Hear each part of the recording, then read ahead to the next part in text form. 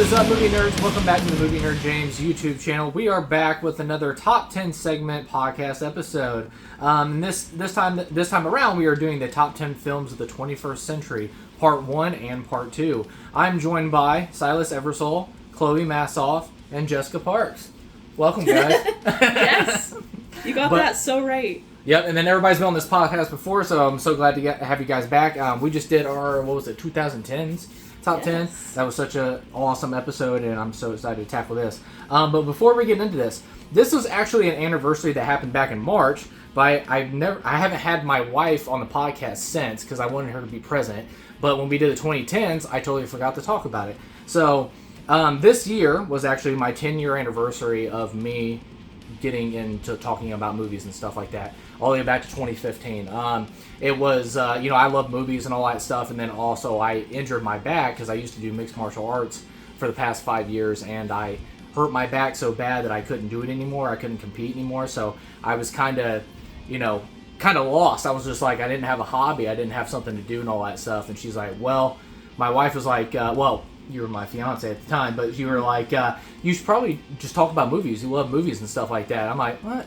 Yeah, I'll do that. So I ended up talking about movies, picked it up and stuff like that, and yeah, I've been doing it for the last 10 years. I know the channel that I've done have taken many different forms. It was Film Jedi Masters was the first one, the James Eversole Jr. Movie Podcast, which I got a lot of flack for how long that title is, and it's hilarious. And then now it's called the Movie Nerd James. But for the last 10 years, I've been doing, talking about movies and stuff like that, and I couldn't be happier. I love films. I love all the people that I've met along the way, and then also, not to get sappy, but my wife as well. That when I first started it, I was like, man, I'm not getting likes, I'm not getting views, I'm not getting subscriptions or stuff like that. And she was like, so? She was like, it's you have fun with it. She's like, it's who cares how many views you got, how many likes you got? And I'm like, you know what, you're right. And like I said, she's 100% right.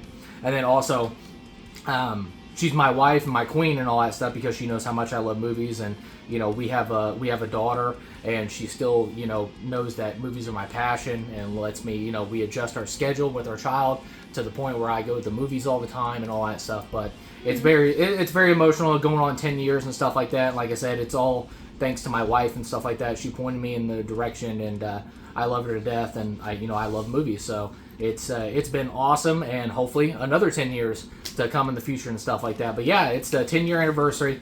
Started back in March 2015, but like I said, I wanted my wife to be present because she's the big thank you is for getting me, going towards that and stuff like that. But with all the emotional stuff out of the way, let's move on. So this is the boring stuff. So there's the layout of the show. What we're going to do, this is a part 1 and part 2 podcast that we'll do separate. The layout of the shows will be in part 1. We will break down reaction to the New York Times top 100 films of the 21st century so far. And then we're going to, I sent out a mass message and post to a bunch of people that I follow around the movie-loving community to submit their top 10 list of what they think is their favorite films of the 21st century so far. And we have those a list as well. I think we had a total of 8 submissions and stuff like that, so we'll read that.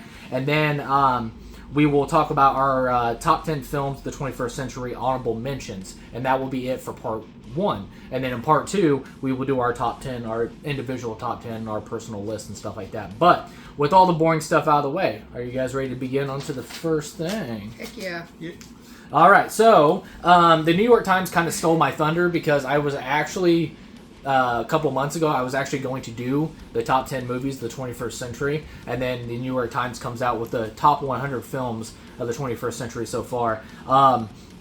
The reason why I want to break down this list in general, I usually don't like lists, all that stuff, not in a mean way, but usually some outlets, they'll have like 6 people doing the voting on it, and then you get like films that, Transformers or something like that. Not trying to poo-poo, if you enjoy the Transformers and stuff like that, that's awesome, but there's just films on there, you're just like, I just feel like this isn't really, took a lot of thinking to put into it, and it's only like 6 people. And then of course, most of the lists I see from outlets that happen as well is it's films that have come out in the past 6 years. Like, it's not even all the way back to 2000. It's just like, oh, these are just films that came out in the last 6 years. But it says in the title of it, it says 21st century. It's like, okay.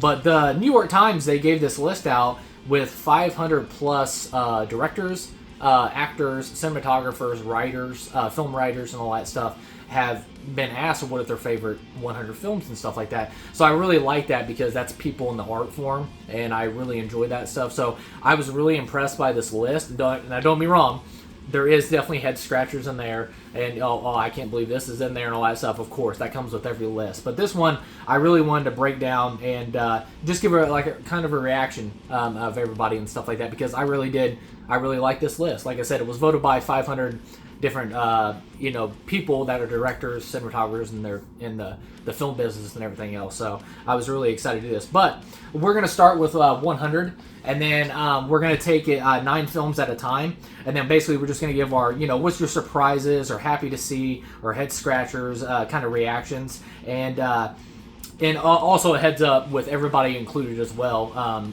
Saying this is we have not seen every film on this list.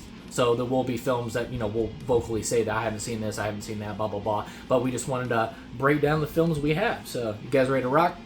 Mm-hmm. Alrighty, here we go. So at number 100, we have Superbad. At number 99, we have Memories of Murder. At number 98, we have Grizzly Man. At number 97, we have Gravity. At number 96, we have Black Panther. At number 95, they have The Worst Person in the World. At number 94, we have Minority Report. At number 93, Michael Clayton. And then at number 92, we have Gladiator.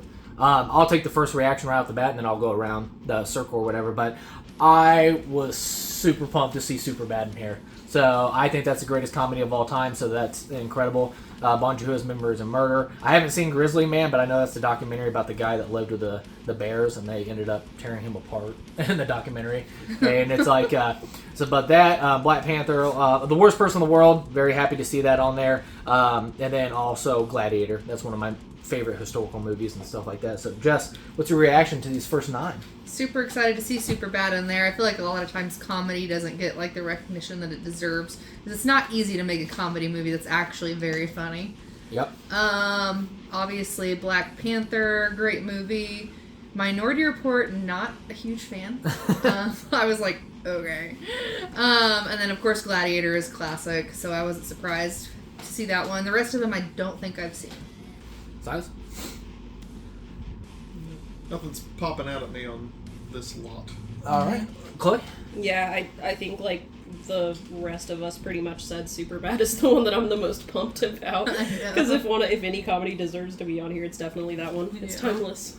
All right, going on to the next 9, we have at number 91 we have Fish Tank. At number 90 we have Francis Ha. At number 89 we have Interstellar. At number 88 we have The Gleaners and One. At number 87, we have The Lord of the Rings, The Fellowship of the Ring. At number 86, we have Past Lives. At number 85, we have Anchorman, the Legend of Ron Burgundy. At number 84, we have Magnolia? Is that what it is? Melancholia. Melancholia, sorry. I don't know why I said Magnolia. Anyways, at number 83, we have Inside Llewyn Davis. All right, going the opposite direction. Chloe. Inside Llewyn Davis is like one of my favorite movies of all. Yes. It's a comfort movie. So that one, I'm very glad that it made it on here, despite being one of the, like, I don't want to say more obscure Coen Brothers movies, because that seems like an oxymoron, but it's just one I don't hear talked about a lot. Yeah.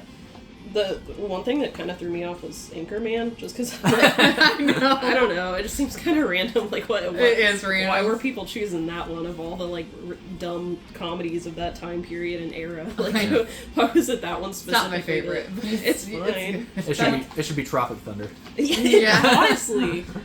I miss comedies. Yeah. Silas?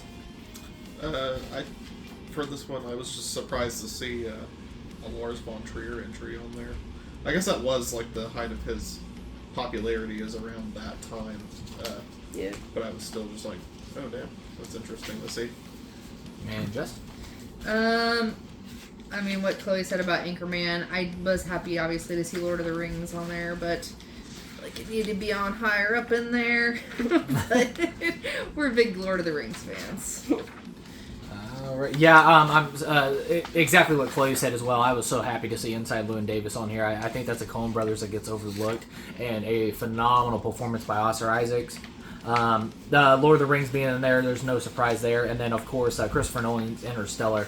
I just seen that movie for the first time last year and completely blew my mind in IMAX. It was incredible. So they did an anniversary screening, and I got to see it for the first time. I can't believe you hadn't seen it before. Yeah, it blew my mind. It was like Quentin Tarantino. Like for the longest time, I hadn't seen Jackie Brown, and I finally seen that a few years ago. Yeah. So it's like Christopher Nolan. Interstellar was there. I just was the never. one you had missed. Yeah, the one I had missed, and then I finally got around to it, and it did not disappoint. One it was of the phenomenal. better ones of his. Oh yeah, and Matthew McConaughey is incredible in that film.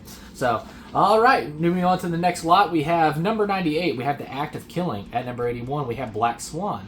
At number 80, we have Volver. At number 79, we have The Tree of Life. At number 78, we have Aftersun. At number 77, we have Everything Everywhere All at Once. At number 76, we have Oh Brother, Where Art Thou? At number 75, we have Amor. Mm-hmm. And then at number 74, we have The Florida Project. All right, going the other way. Jess, what do you think? Love Black Swan. That's good. Oh Brother, We're Out There kind of surprised me because I feel like some people really love this movie, which I like it. It's enjoyable. It's good. I just feel like some people put it on a separate tier than I would, but that's okay. Another Coen Brothers film too. Yeah, Everything Everywhere All at Once. Obviously, very glad to see that one. I do feel like they criminally underrated a lot of recent movies on this list, probably because they don't want to be biased because it's more recent. Yeah. But I would have put that higher up. All right, and Silas. Cool to see The Florida Project. Yep. I do love that movie.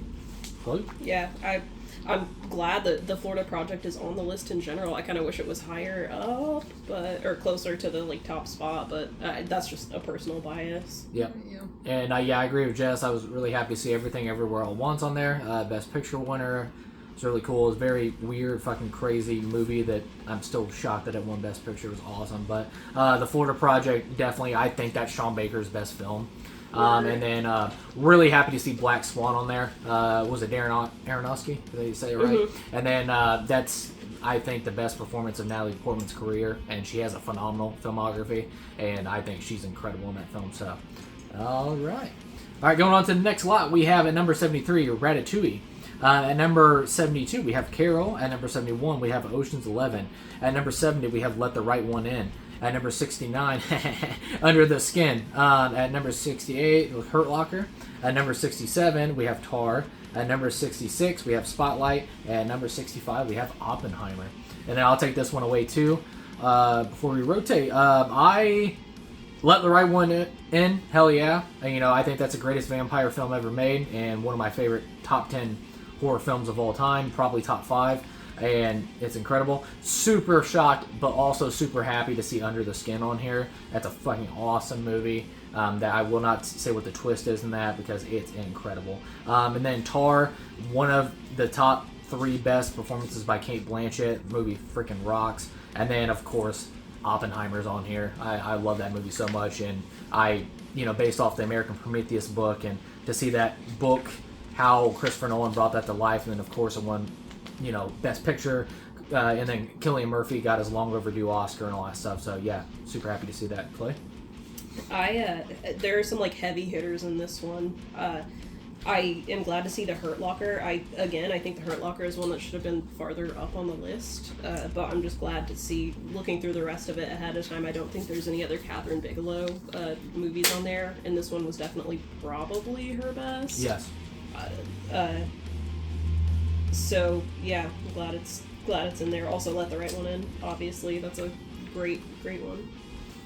Set?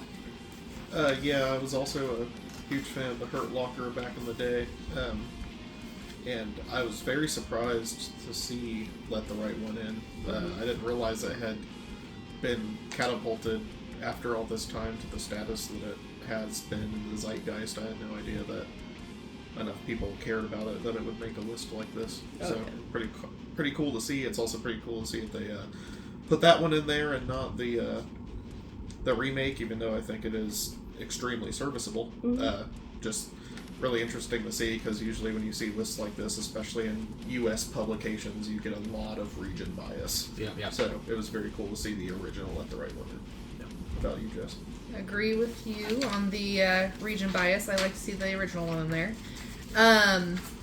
I really like to see Ratatouille in there as well, just because I love that one. And I like to see animation and lists like this, because I feel like a lot of the recent Disney stuff is actually very good. Like, it has a good story. I haven't seen a few of these, but I do. I love Oppenheimer. Again, I feel like that should be further up, but it's newer, so it's not going to be. Yeah, I definitely need to show you Under the Skin. I think you really dig that. Yeah. And then, but all right, going on to the next lot, we have at number 64 we have Gone Girl. At number 63 we have Little Miss Sunshine. At number 62 we have Memento. At number 61 we have Kill Bill Volume 1. At number 60 we have Whiplash. At number 59 we have Tony Erdmann. At number 58 we have Uncut Gems. At number 57 we have Best in Show. At number 56 we have Punch Drunk Love. And yeah, Jess, I'll let you take that away. I really like this slot. I think that Gone Girl is amazing. It's one of my faves. Kill Bill, obviously, like I've seen that so many times, I don't even know. And then Uncut Gems was like one of those ones that you saw and you weren't. For me, I wasn't like expecting what I got, and I really loved that movie. I need to watch that one again. But overall, happy with this set. Yeah, Gone Girl was really cool. Little Miss Sunshine is a long-time favorite. Memento is a big standout. Kill Bill Volume 1 is probably seriously one of the main reasons that I give half a shit about movies as much as I do now. Seeing that at a age that just like sparked all of this for me. Best in Show is also it's really cool to see that on here, because I in the wild I don't really see a lot of people talking about that. Yeah. That's a really cool, like, dry, awkward, but absolutely laugh out loud hilarious comedy that I think a lot more people should see, especially if you're a fan of the type of indie stuff that I think would go on to influence that really dry and off-kilter sense of humor scene and stuff like Napoleon Dynamite in that era of like indie comedy. Past that, Best in Show was super cool. What about you, Chloe? This one is just like heavy hitter after heavy hitter. I feel like it's getting down enough into the list that we're starting to get to those spots. But like Gone Girl and Little Miss Sunshine, these are all great, but those are two that are like literally in my top 10 list. They are just amazing and can't talk enough about them. Obviously, Kill Bill, Uncut Gems. I haven't seen Whiplash, but from what I know, it is very impactful and powerful. So I think it's a good set there. Yep. Yeah, Gone Girl, that's still my favorite Rosamund Pike film, done by the great David Fincher. And he's got a few movies on this list, yeah. Which is good for him. He should. And then Little Miss Sunshine, Chloe showed me that for the first time. I was like, actually, when like the first films, when we first met, you were just like, you gotta watch Little Miss Sunshine and all that stuff. So we sat down and watched that. And then, what was the actor that played the grandpa? Alan Arkin. Dude, he's so great. Good. Yeah, he passed away recently. Yeah, too. and he's so good in that. And then he won the Academy Award for that role too. Yeah. And it is incredible. And then Memento was actually my first introduction to Christopher Nolan. So love that movie. Whiplash fucking rocks, man. Love that movie. Uncut Gems.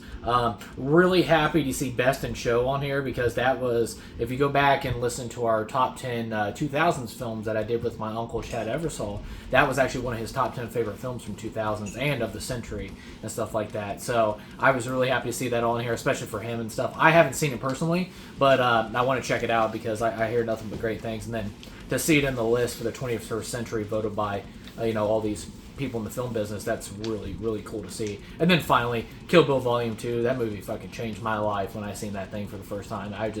The most badass Uma Thurman, I can't say enough great things about that film. So, yep. All right, going on to our next batch, we have, at number 55, we have Inception. At number 54, we have Pan's Labyrinth. At number 53, we have Borat. At number 52, The Favorite. At number 51, we have 12 Years a Slave. At number 50, we have Up.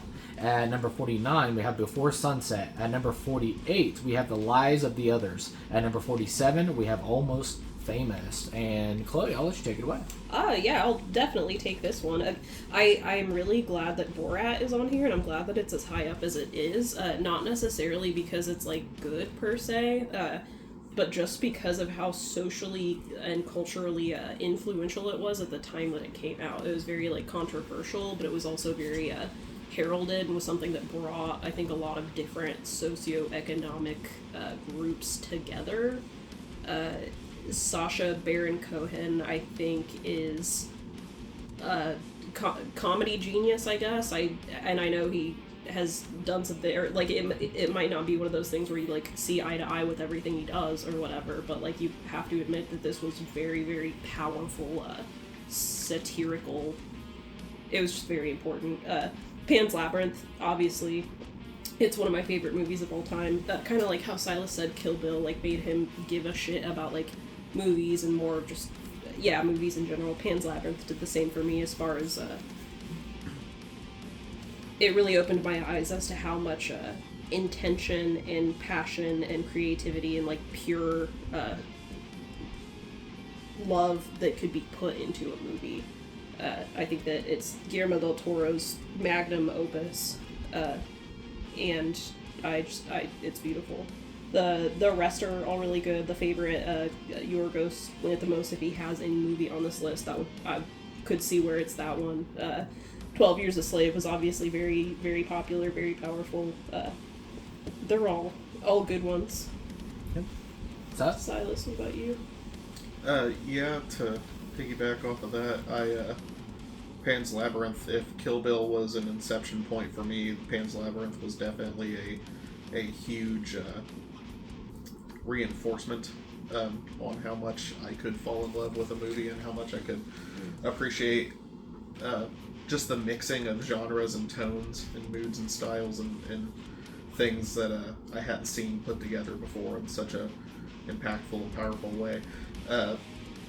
Borat, Sacha Baron Cohen is probably one of the main reasons that a lot of the comics that I care about and think matter today are around, because he was really just really pushing the boundaries of the Overton window back in that time period, and I couldn't believe that he got away with all the stuff he did back then, and I can't believe that this made it in here, to be honest with you. It makes me so happy to see. Pretty cool to see, honestly. For something that transgressive. Yeah. What about you, Jess? Happy to see Inception in there. I think we talked about that in my 2010s list. It's one of my favorites. I saw it like 5 or 6 times when it came out. Yeah. And then I'm excited again to see Up, because I just feel like the first like opening part of that movie is like I'm about to say, I was like, freaking what tears her heart out? devastating. There you go. That's it. That's all I got. Right. Yeah, I definitely agree with Jess. It was Inception was awesome, and also a film original film that almost made $1 billion. It's crazy. And then of course, it's really cool to see the Borat on there. 12 Years a Slave is one of the rare movies that have ever made me cry. Mm-hmm. The ending is just it's so good. And Lupita Nyong'o, that was just phenomenal. And then let's see here, and then very, very happy to see the favorite on here. Dogtooth. I go back and forth. Dogtooth and the favorite, and sometimes Killing of the Sacred Deer, it sneaks in there as well, of my favorite Yorgos Lanthimos films. Dogtooth is probably still number 1, but the favorite, man, it's like close behind. I adored that film when it came out, and Olivia Colman is just... Actually, everybody in that film is awesome, but Olivia Colman is just on another level in that film, and, she ended up winning the Academy Award, and when it happened, because I think it was like Glenn Close or something at the time, that was the big favorite, and it was like one of the biggest upsets at the Academy Awards, because I was like, Olivia Colman, I know they're going to give it to Glenn Close because of historical things, and I'm just like, but Olivia Colman deserves this because she is absolutely freaking masterful in this film. And then she won, and it's like one of my favorite genuine reactions on her face was like, what the fuck? Like, I won. It was it was the coolest thing ever. And then finally, everybody that knows me knows that Guillermo del Toro is one of my top 10 favorite filmmakers of all time. The how my DNA was changed physically inside my body when I seen Pan's Labyrinth for the first time. I didn't think you could make movies like this. It was like one of those effects that, fantasy can be told on an adult story level as well. I was just so used to fantasy stories, like, it has to be kiddish and all that stuff. Mm-hmm. No, he takes a dark, like, what do you call it? Or like high fantasy, like Lord of the Rings or something. Whereas it's a dark fantasy. And it's like just a nightmare almost. Incredible. It's just incredible. And every bit of word of the masterpiece of the word, it's so good. And then, like Chloe said too, it's just if you ever want to see a piece of somebody's soul Yeah. in a film, it's Pan's Labyrinth, and it's Guillermo del Toro's soul spilled on scene. It's just an incredible film. But all right, so going on to the next batch, as I'm unprofessional and not prepared. All right, going into the next batch. Here we go. At number 46, we have Roma. At number 45, we have Moneyball. At number 44, we have Once Upon a Time in Hollywood. Number 43, we have Old Boy. Number 42, we have The Master. We have at number 41, I have Emily. Yeah. And then at number 40, we have Yi Yi. At number 39, we have Lady Bird. And then at number 38, Portrait of a Lady on Fire. And I will take this away. First, Once Upon a Time in Hollywood, hell yeah. I love seeing that. The Master, I love seeing that on there. And then Lady Bird, I really like seeing that on there as well. The Old Boy, just fucking... I don't want... Have you ever seen Old Boy? Nope. Jess hasn't seen Old Boy, so I'm not going to say it. But the craziest, oh my god, twist I've ever seen in a film. I like a twist. I was... What? And it just it was insane. Oh my god. So of course I love seeing that on there. Done by the great Park Chan-wook. God damn, that movie's so good. And then really, really happy. I should double whammy here. I'm really happy to see Once Upon a Time in Hollywood on here. I adore that film, and every single time I watch that film, I just fall in love with it even more and more. And then the final one, I'm just so happy, not surprised, but I was say I'm very happy to see on this list, should be higher, is Portrait of a Lady on Fire. Just an incredible film, and one of the visually stunning films as well, just a powerful film. But Jess, what'd you think? Really happy to see Once Upon a Time in Hollywood on here. Obviously very well deserved in my opinion. I haven't seen a lot of the ones on this one. I have seen The Master and Lady Bird, but I'm not really a huge fan. But that doesn't mean they don't deserve to be here. That's about it. Yeah. And then, Silas, before we get to you, in the late Philip Seymour Hoffman, was just incredible in The Master. Silas?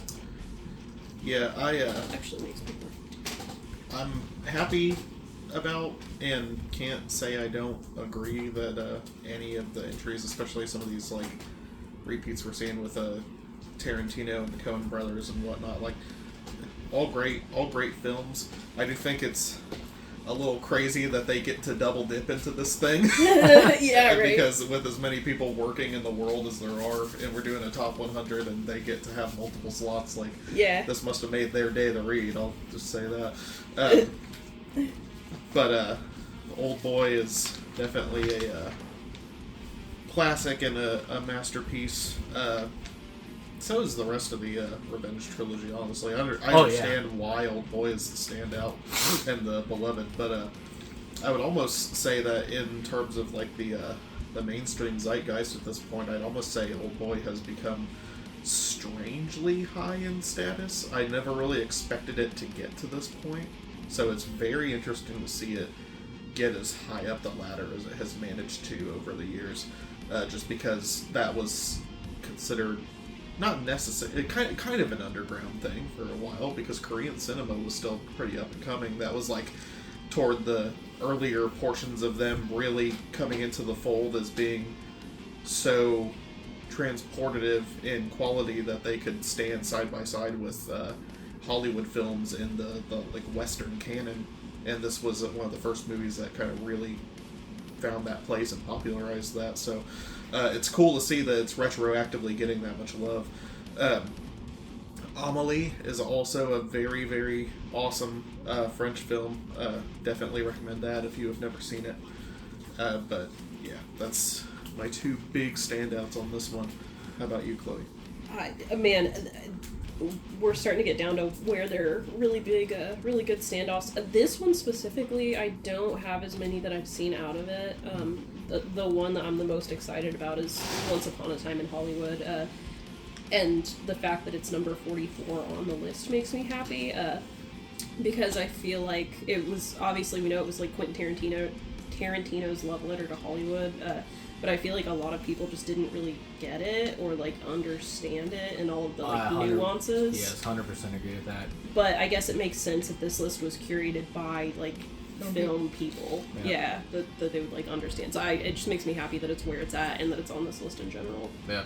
Well, the thing about it, like, I really enjoyed when it came out in 2019 was Once Upon a Time in Hollywood. Mm-hmm. But I feel like it's one of those films that you let it marinate more and more and more, and you just get so much more out of it every time you watch it. It's just it's like, this is great. It's one of my favorites. It's great because like I think a lot of people like. And a lot of people do this with directors as well. Is like if they have a masterpiece before they make a new film, they have to be all masterpieces after that. Right. And when Once Upon a Time in Hollywood came out, everybody was like, "Oh, this needs to be Inglourious Bastards or Pulp Fiction, or it needs to be a masterpiece." The bar was too high. Yeah, exactly. Yeah. And then when you let it settle down for a few years, you're like, you know what, that fucking movie does rock. Yeah. And that's how I feel with Once Upon a Time in Hollywood. I'm just like, I didn't think that. I thought it rocked from day one, but it was just it was one of those things. I think the audience has started. I think that people are gonna feel the same way about Nightmare Alley, and I haven't seen it yet. Yeah, but definitely. I feel like people are gonna feel the same way about Nightmare Alley, where it was kind of panned, but like within due time, it will get its audience. Yeah, because I think a lot of people like expected monsters and creatures and stuff like that, and then but that's a whole the other humans. thing. Yeah, and then. I go back to what Silas said too with Old Boy. It's what is it? Lady Vengeance, and what's the first one? Sympathy for Mr. Yeah, that's it. Vengeance, I think. Yeah, and I totally agree with that too. Just like Mr. definitely Revenge. watch the other two in that trilogy by Park Chan-wook. They're so great. And then and Old Boy, as well, what Silas said as well is just like it's very. The definition of a cult classic, if that makes sense, is just because it's not really received critical wise like crazy good. I think it like holds like a 79% on like Rotten Tomatoes, and I know was a Metacritic or something like that. It's not that high up, but it's such a fan favorite. It was just really cool to see it at number 43 on the Century list. But all right, cool. Are we gonna do it? Which way did I go? Did I go that way? Okay. All right. So, coming in our next batch, we have at number 37, Call Me By Your Name. At number 36, we have A Serious Man. At number 35, we have A Prophet. At number 34, we have Wall-E. At number 33, we have A Separation. At number 32, we have Bridesmaids. At number 31, The Departed. Number 30, we have Lost in Translation. At number 29, we have Arrival. And Chloe, I'll let you take that away. I'm gonna be honest, I'm kind of surprised that Arrival is as high up on this list as it is, but it doesn't make me upset. I love that movie, but I never realized that it was as like critically acclaimed as it was. Just because I think I missed out on it when it first came out and only saw it later. It's really good. Like, it's a great movie. Yeah. Sorry to cut you off. No, you're good. I think this is the only Denis Villeneuve film too on this Really? list. Yeah, it's the only one. Like no Blade Runner 2049, no Dune, no Sicario. No, I mean, I don't think That Prisoners really is on here. Yeah, That really surprises me. Arrival is the only Denis Villeneuve all film. of them. I wouldn't even say that's his best one. That's No. crazy. Yeah, and I love Arrival. Don't be wrong. Yeah, They're yeah, just I like, agree, but I compared think to his other Prisoners. stuff- That movie should definitely be on this list. Yeah, that's wild. The Departed, I'm glad to see that on here. I wasn't necessarily expecting it, but that's a bomb-ass movie. Call Me By Your Name is one of my favorites, obviously, so glad that's on here and is high up. This is going to be an unpopular opinion, I already know it, but I don't understand Bridesmaids. Okay, yeah. I'll say my piece. You go ahead. It just seems You go ahead. so random. And I know, like, that's an unpopular opinion. Like, No. I just remember watching it once a long time ago and just being like, alright, like, Yeah. it's a comedy. I just didn't get it, but also I'm just like, what? Why? Like, compared to all these movies, like, what is it specifically that they're saying, like, makes it stand out that much? Yeah. But, again, that's just me. Yep. Silas? My only two standouts on here, really, and mostly it's because I haven't seen a ton of them, but Call Me By Your Name, I really enjoyed, and The Departed, I still remember how insanely huge that one got when it came out, and my dad was like super into like mafia and gangster and crime style movies and stuff, and we just watched that fucking all the time. Like, it was such That's a what's big up. deal movie, just to have on the background or whatever. But yeah, that's really all I got for this batch. Yes. I really like this batch. So I really like Call Me By Your Name. It's really good. It's one of those ones that'll get you. agree with about Bridesmaids, and it's not that I don't like it. Yeah. I just feel like this particular time period was so heavy with like really funny comedies, and that one's just not my favorite one. Like even like specifically like girl comedy, not my favorite. Love The Departed, Arrival, also love that. And then probably my biggest one here is like Lost in Translation. I love Lost in Translation. Like Bill Murray and Scarlett Johansson. Like it's so good. It's a vibe. It's a vibe movie for me. Like I could just put it on and chill. Sure. Like, No, I'll get this one out of the way too. Yeah, The Bridesmaids. I like I said, you're gonna have your scratching head moments when you see List, and that was definitely one of them. Especially this high, I was like, yeah. "What? Higher what?" than Oppenheimer. Stop playing with me. Higher than Memories of Murder. Higher than once. Like what? And then just like that was a head scratcher definitely from this list. And then Call Me by Your Name. I'm really happy to see that on the list as well. By Luca Dalingo. Luca Guadi. It's You're like, whatever. What a Nino. Yeah, and incredible film.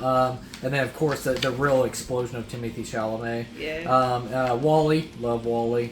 And then of The Departed, of course, Jack Nicholson, Leonardo DiCaprio, freaking Matt Damon, just incredible film. And then Mark Wahlberg. That's a movie I can actually stand Mark Wahlberg in. So I love him in that Take movie. it back immediately. So I gave him a compliment, all right? Yeah, but it was a backhanded compliment. And then, really disappointed, but happy to see Arrival, but really disappointed that this is his only film in the top 100 from this century, because I think Denis Villeneuve and Christopher Nolan are probably my top two competitors of the new directors to come along to really implement themselves as they're the future greats and stuff like that. Well, they're currently great, but I think they're going to continue to be great. So, but yeah, all right. All right, going on to the next batch. We have, at number 28, we have The Dark Knight. At number 27, we have Adaption. At number 26, we have Anatomy of a Fall. At number 25, Phantom Thread. At number 24, Her. At number 23, we have Boyhood. At number 22, The Grand Budapest Hotel. At number 21, the Royal Tenenbaums. Oh, sorry. I'm just realizing that. That's cool. Anyway, sorry. Yeah, at number 21, we have the Royal Tenenbaums. And then at number 20, The Wolf of Wall Street. So, Jess, you want to take it away? Yeah. So, I love The Dark Knight. Obviously, I'm very glad to see that one on here. I feel like a lot of times, like, comic book movies specifically get overlooked for these kind of things. Anatomy of a Fall was really good. To this day, I'm like, what the hell even happened? Phantom Thread. I feel like a lot of people might not like this one because it's kind of like a slower paced situation, but like, I love that movie just because it's like, they're messed up and I love it. Yeah. Okay. Grand Budapest Hotel, not really a fan of that style. I know James really likes it though. And then Wolf of Wall Street is one of my favorite movies. It was on my 2010 list as well of my favorites. Hell yeah. So, it's a good list. Silas? Not a huge... I mean, you guys said on the pod before, not a huge comic book superhero movie guy, but I would watch The Dark Knight like any time. Like if there was going to be one on here, that's one I would definitely understand. Like what super fucking cool movie. Phantom Thread is awesome. Her is awesome. Boyhood is super interesting and super unique conceptually. Just the way they did that, just the entire concept of the movie is super cool, and I kind of wish that there were more things that emulated it. Who directed the Royal Tenenbaums? Wes Anderson. It's two in a row. Yeah. See, now they're just fucking with it. I saw that was like, fuck crazy. you. It's pretty crazy to put them back to back. I mean, Wes Anderson's cool. These are two entries that aren't my favorites by him, but oh well. I have been meaning to actually sit down and rewatch and properly finish Wolf of Wall Street for years. I'm sure it would be a great one for me nowadays, but I've only ever seen bits and pieces of it, so that's Fucking love where that I'm at. movie. About you, Chloe? I love Wolf of Wall Street. I knew it was going to be on here. I knew we were going to get some Martin Scorsese, something recent, and if it's going to be one, it should be that one. The Wes Anderson, I knew it would be on here, and I knew it would be high up on the list. I love Phantom Thread. That's a comfort movie for me. It's so chill. Like Jessica said, they match each other's freaks. good shit. I think Her was really interesting, just like the concept and everything. Dark Knight, obviously, great stuff. Yeah, these are all certified classics. Yeah, not shocked to see The Dark Knight on here. Obviously, that's a comic book, not just a comic book film, but it was a film that was talked about definitely in the 2000s all the way to today. You Very know, transcendent of Yeah. its genre. Mm-hmm. yeah. Yeah. And and then talk about, he ended up winning the Academy Award, and I really had a lot of pushback because people were like, oh, he only won because, he died or whatever. No, he won because he's that fucking good in that film as Heath Ledger as the Joker. I'm like, his career, he was really good at, he's really good, like, has really good performances before that with, Brokeback Mountain, The Patriot, all that stuff. It just really good performances, but you knew that role was going to blow him the fuck up. Like, it was just nothing but the sky after that, because he is just jaw-dropping good in that film. Really happy to see Anatomy of a Fall. Really high up in the list. Didn't expect that, but yeah, what a script. It's just like, that script is incredible. And then I'm wanting to see that. yeah, me too. it's great. And then Phantom Thread, Paul Thomas Anderson, and of course the final performance of Daniel Day-Lewis, but he's actually going back this year. Quote So yeah, but it's still what a great final film quotations put around that. Her, it just another film that Joaquin Phoenix, a lot of people said, oh, he only takes like weird roles and stuff like that. He's like so gentle and approachable and all that stuff in that film. He's so good. And the Grand Budapest Hotel, I love that movie so fucking much. And then that's one of if not my favorite Wes Anderson film. The Royal Tenenbaums being on here is an awesome surprise. I don't know why I overlooked that when I went over the list and didn't notice that, but yeah, it was crazy that's on there. And don't get me wrong, I'm really happy to see it because that's some really in-depth storytelling done by Wes Anderson with that story. Does it really surprise you though? Like, isn't that one of his most? It is, regarded? but it was the Grand Budapest Hotel. I know that's also. That's up there, also, but I was like, they gave him both of them. Mm-hmm. I thought they were just going to give one. Like, okay, here's this Yeah. one and stuff. So, yeah, enough voting got the Royal Tenenbaums in there as well. So, I was really happy to see that. And, of course, The Wolf of Wall Street. I just love Leonardo DiCaprio in that film. Jonah Hill's incredible. It's just a cocaine ride. That's Cocaine crazy. and Quaaludes. It's just crazy. But, all right. So, moving on to the next batch, we have at number 19, we have Zodiac. At number... I'm gonna butcher this. Number 18, Yutunama Tembian. Okay, yeah. Good job, Chloe. And then number 17, Brokeback Mountain. At number 16, Crouching Tiger, Hidden Dragon. Number 15, we have City of God. At number 14, we have Inglourious Bastards. At number 13, we have Children of Men. At number 12, we have The Zone of Interest. At number 11, we have Mad Max Fury Road. And all right, I'll take this one first. Really happy to see Zodiac on there. You want to talk about a film that what happens by the end. They never caught the Zodiac Killer, but it's still, you're so engaged and pulled into that film. Just an incredible achievement by David Fincher. Like I said, I think just because you already know what happens, but it's still so damn anxiety driven and stuff like that. So such an incredible film, and David Fincher's the man. And then Brokeback Mountain, really happy. Shout out the Zodiac Killer. Yeah. Shout out Zodiac. Shout out Ted Cruz. You think he or she's listening right now? So 100%. You got Brokeback Mountain, Crouching Tiger, Hidden Dragon, phenomenal film. I'm so happy to see that. City of God, I still have not seen that, but I've heard nothing but glorious things about that. I heard it's pretty rough too. And then number 14, Inglourious Bastard. That's fucking awesome. Movie fucking rocks. Children of Men is another one I haven't seen, but people are like, you have to watch Children of Men. So I'm definitely gonna have it on the list soon. The Zone of Interest. Me and Jessica watched that. What was it? Last year or year before that came out? I kind of forgot. I just watched it till you just said that. But So the Zone of Interest, it's an incredible achievement sound design wise, because you don't see the violence. It's all through the sound design of a Holocaust. It's disturbing. It's crazy. And you're through the point of a Nazi general's family. So and then they live next to a concentration camp.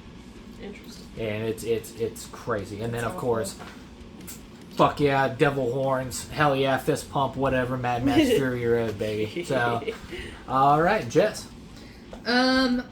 So hot take. I don't like Zodiac. I said what I said. It doesn't mean it's a bad movie. It's not a bad movie. The performances are very good. Mhm. I just hate a no conclusion ass movie. Like, that's my take. Well, I Understandable. guess you're gonna have to hunt them down for yourself. I Yeah, know. there you go. I gotta Catch figure this I shit like out. that. I was like, well, that was very do unsatisfying. it. It's like no ending. You could it's find no out no who it big is. conclusion. There's nothing there. I love Well, Brokeback I mean, Mountain. we know the ending. It's Ted Cruz. Yeah. Yeah. You're like, just like dub that on the end. I don't know. Anyway. Use AI. Finish it. No, the guy that did it, his name's on the Epstein list. Just get that. Yeah. Yeah, something Probably Ted Cruz's I name don't is know. probably But on the I Epstein just any movie that just like ends like I'm like, Yeah. why A did I no just fucking conclusion watch thing. that? Thank you. Okay. Brokeback Mountain, love Brokeback Mountain. I haven't seen. I think I saw Crouching Tiger, Hidden Dragon, but I think I was literally a child, Yeah. so I don't remember anything about it. Inglourious Bastards is one of my favorites.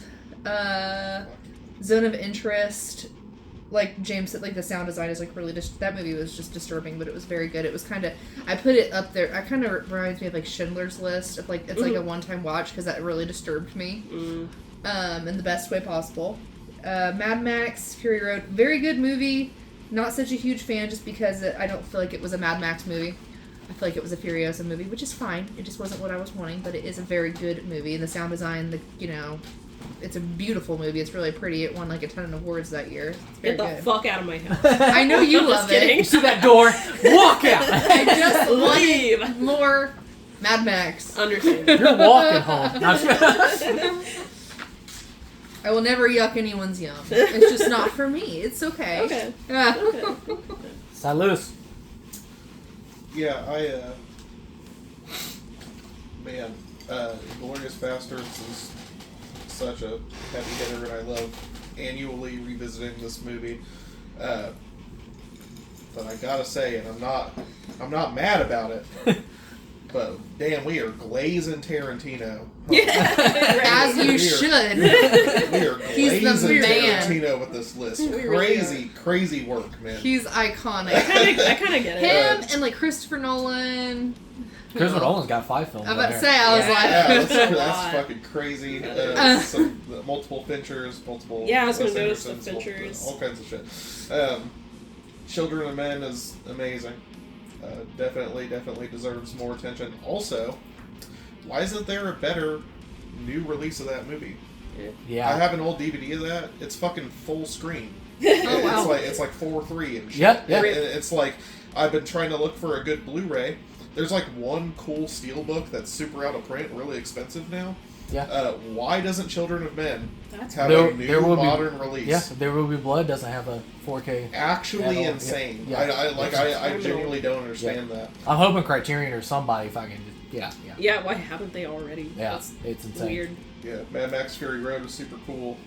I like Zodiac, but I just like David Fincher. So, that's all for me. All right. Click. Yeah, these are all heavy hitters. Crouching Tiger, Hidden Dragon. It was kind of same as Jess. I haven't seen it since I was a young child, but I remember really, really liking it. Children of Men, I hadn't seen that. Silas showed it to me for the first time, like last night or the night before, or a couple nights ago. It's brutal. It is absolutely brutal, but really, really good, really well done. Brokeback Mountain, I appreciate for how much like cultural relevance and impact it had at the time. It was another one of those everyone was talking about it, whether they liked it or disliked it, or like there were jokes about it or whatever.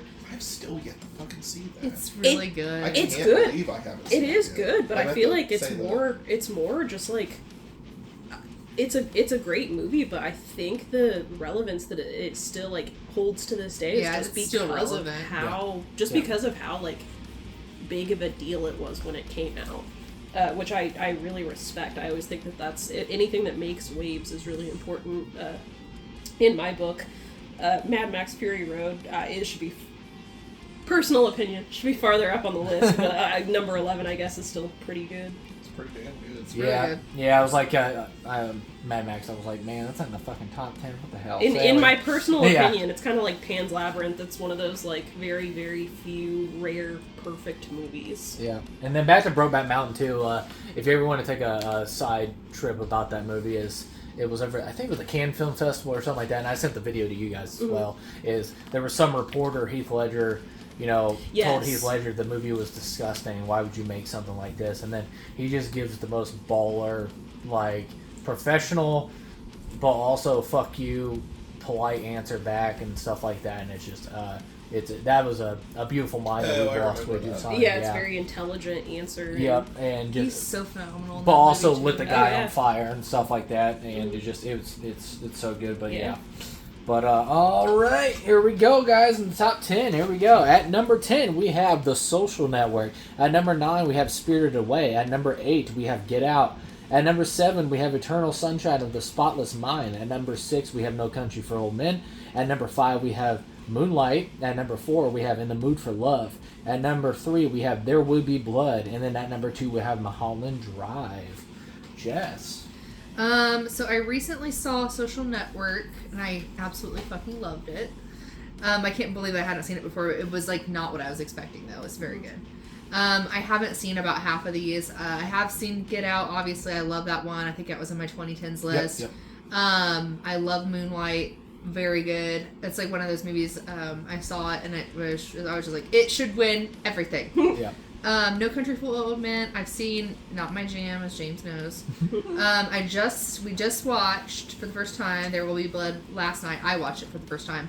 I'm still mulling it over, so I don't really know. I was gonna say, he told me that, and I was really excited to pick your brain about it. I'm not sure how I feel about it. Okay. I don't know. Take your time and think. I liked It's all it, good. but I was like, You didn't like the HW? I didn't like the last part. But I mean, like, I feel like they were going for, like, someone that was likable and not likable at the same time. With, Daniel Plainview. So I don't know. Maybe I was supposed to feel that way about it. But anyway, not really surprised it's on the list, though. Okay. All right. What about you? Yeah, so shout out to Jesse Eisenberg for taking on all of the probably super subconscious proxy hate of the masses For real. over the Playing years Mark Zuckerberg. because he played Mark Zuckerberg before he became one of the most maligned and hated people in the zeitgeist. Yeah, no, Yeah. everyone's like, I see it now. Yeah. Yeah. Right. I feel bad for the guy. Retroactively. He did good, though. Yeah. Oh, yeah. Spirited Away was a childhood-changing Yeah. watch for me of a really cool instance with that. So my stepdad, his sister was, I can't remember what she did for work, but she was very traveled, and she had to, like, travel for work all the time, and she actually brought a copy of Spirited Away over around the holidays one time and gifted it to us because it was like one of the early DVD copies before Disney completely, like, bought out all the Miyazaki shit, essentially, and all the Studio Ghibli stuff. It was like the early DVD copy. I think I still have the same one. But she saw it in theaters in Japan. That'd be so fucking cool. When Can it was you imagine? new. God. First theatrical run. That was awesome. It changed my childhood. I feel like I was super lucky to get to grow up with Studio Ghibli, and I feel extra special to have been slightly ahead of the curve on it. Yeah. Or whatever. You're in on it. But yeah, Get Out was probably one of the most important social commentary horror flicks ever. Really reinvented that little staple in the genre, and I love that one a lot. I rewatch it often. It's very fucking funny too, which is the craziest thing, is like how much it is able to be actually terrifying and also hilarious. In spades, and it can shift back and forth very quickly, which is it's very on its toes, and I appreciate that a lot. No Country for Old Men is always going to be a favorite. There Will Be Blood is super fucking cool.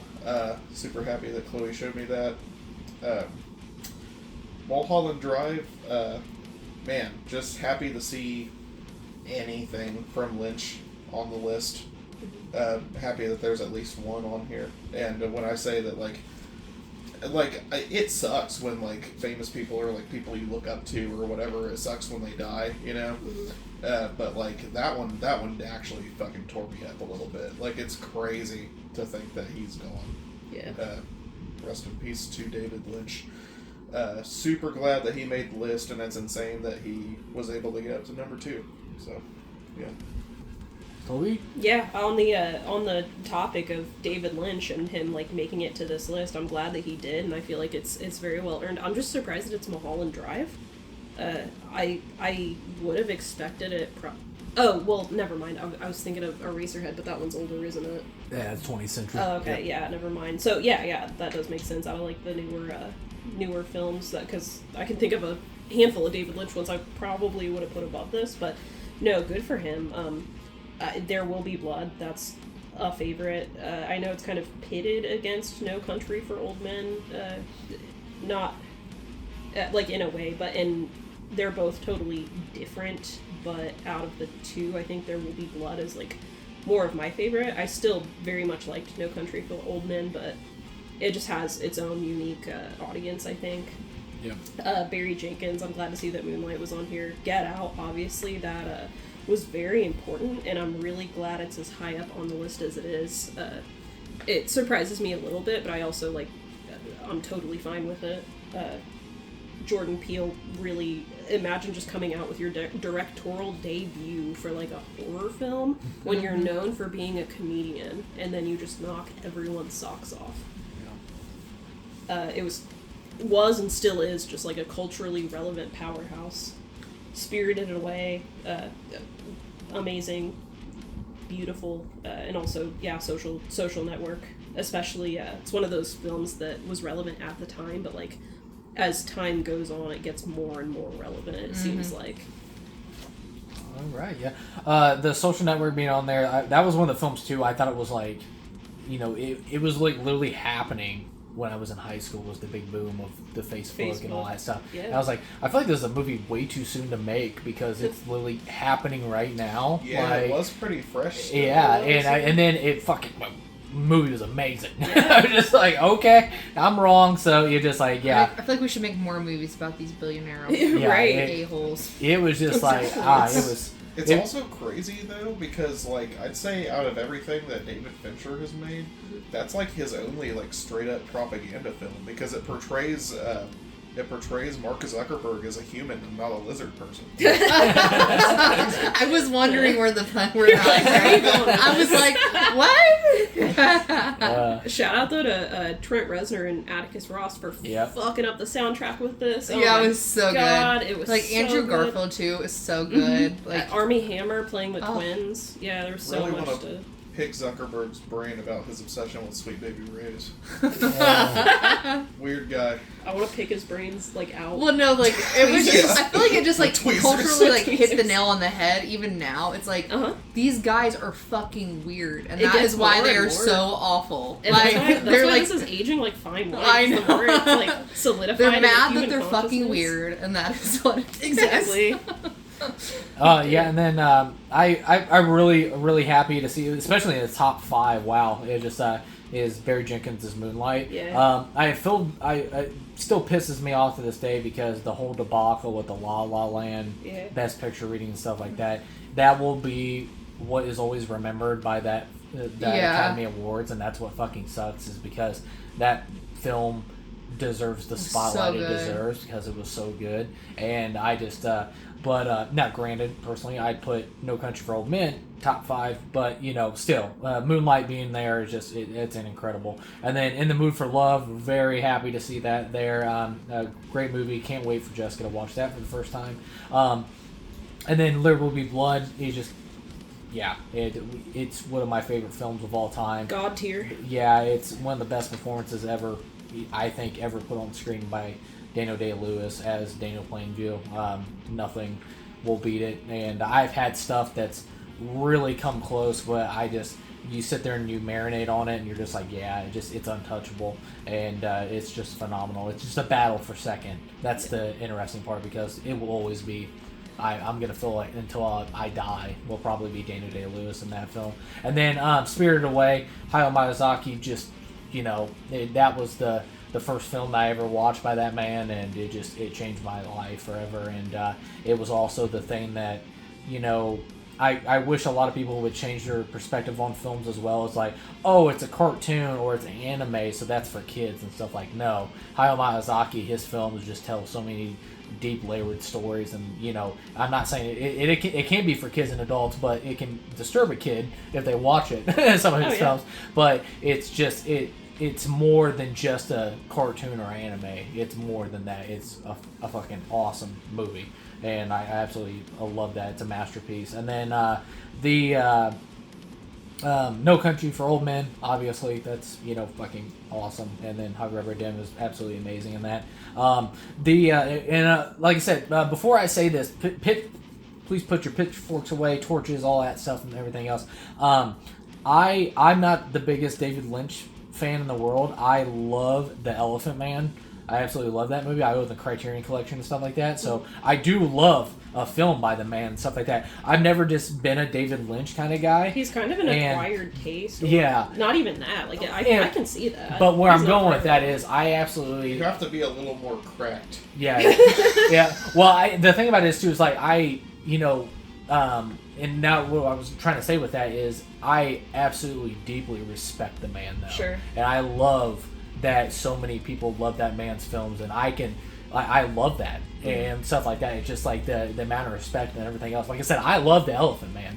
I'm sure you Blue Velvet. Yeah, it's like, like it. Yeah, just I've never been a Lynch kind of guy and Sure. stuff like that. It's never been my bag. But I do admire how much that man, respect and his body of work and what he left behind and stuff like that. Because I was sad, and like I said, I'm not the biggest David Lynch in the world. I was so sad for that he's gone, and other people too, because how much his films mean to people. Yeah. So I was really happy to see that as number 2 and stuff like that, because like I said, the impactful stuff that he's done to people with his films and stuff like that. So yeah, and not even just his films, but just like his art in Yes, general, yes. and like performances and He would- whatnot. yeah. Up until he died, it wasn't even like he stopped doing things at a certain point. Like he was creating shit until the day he died. So Yeah. like props to him, and it was all good shit. And So, he would actually go, that one of my favorite stories of David Lynch, and he's a cranky man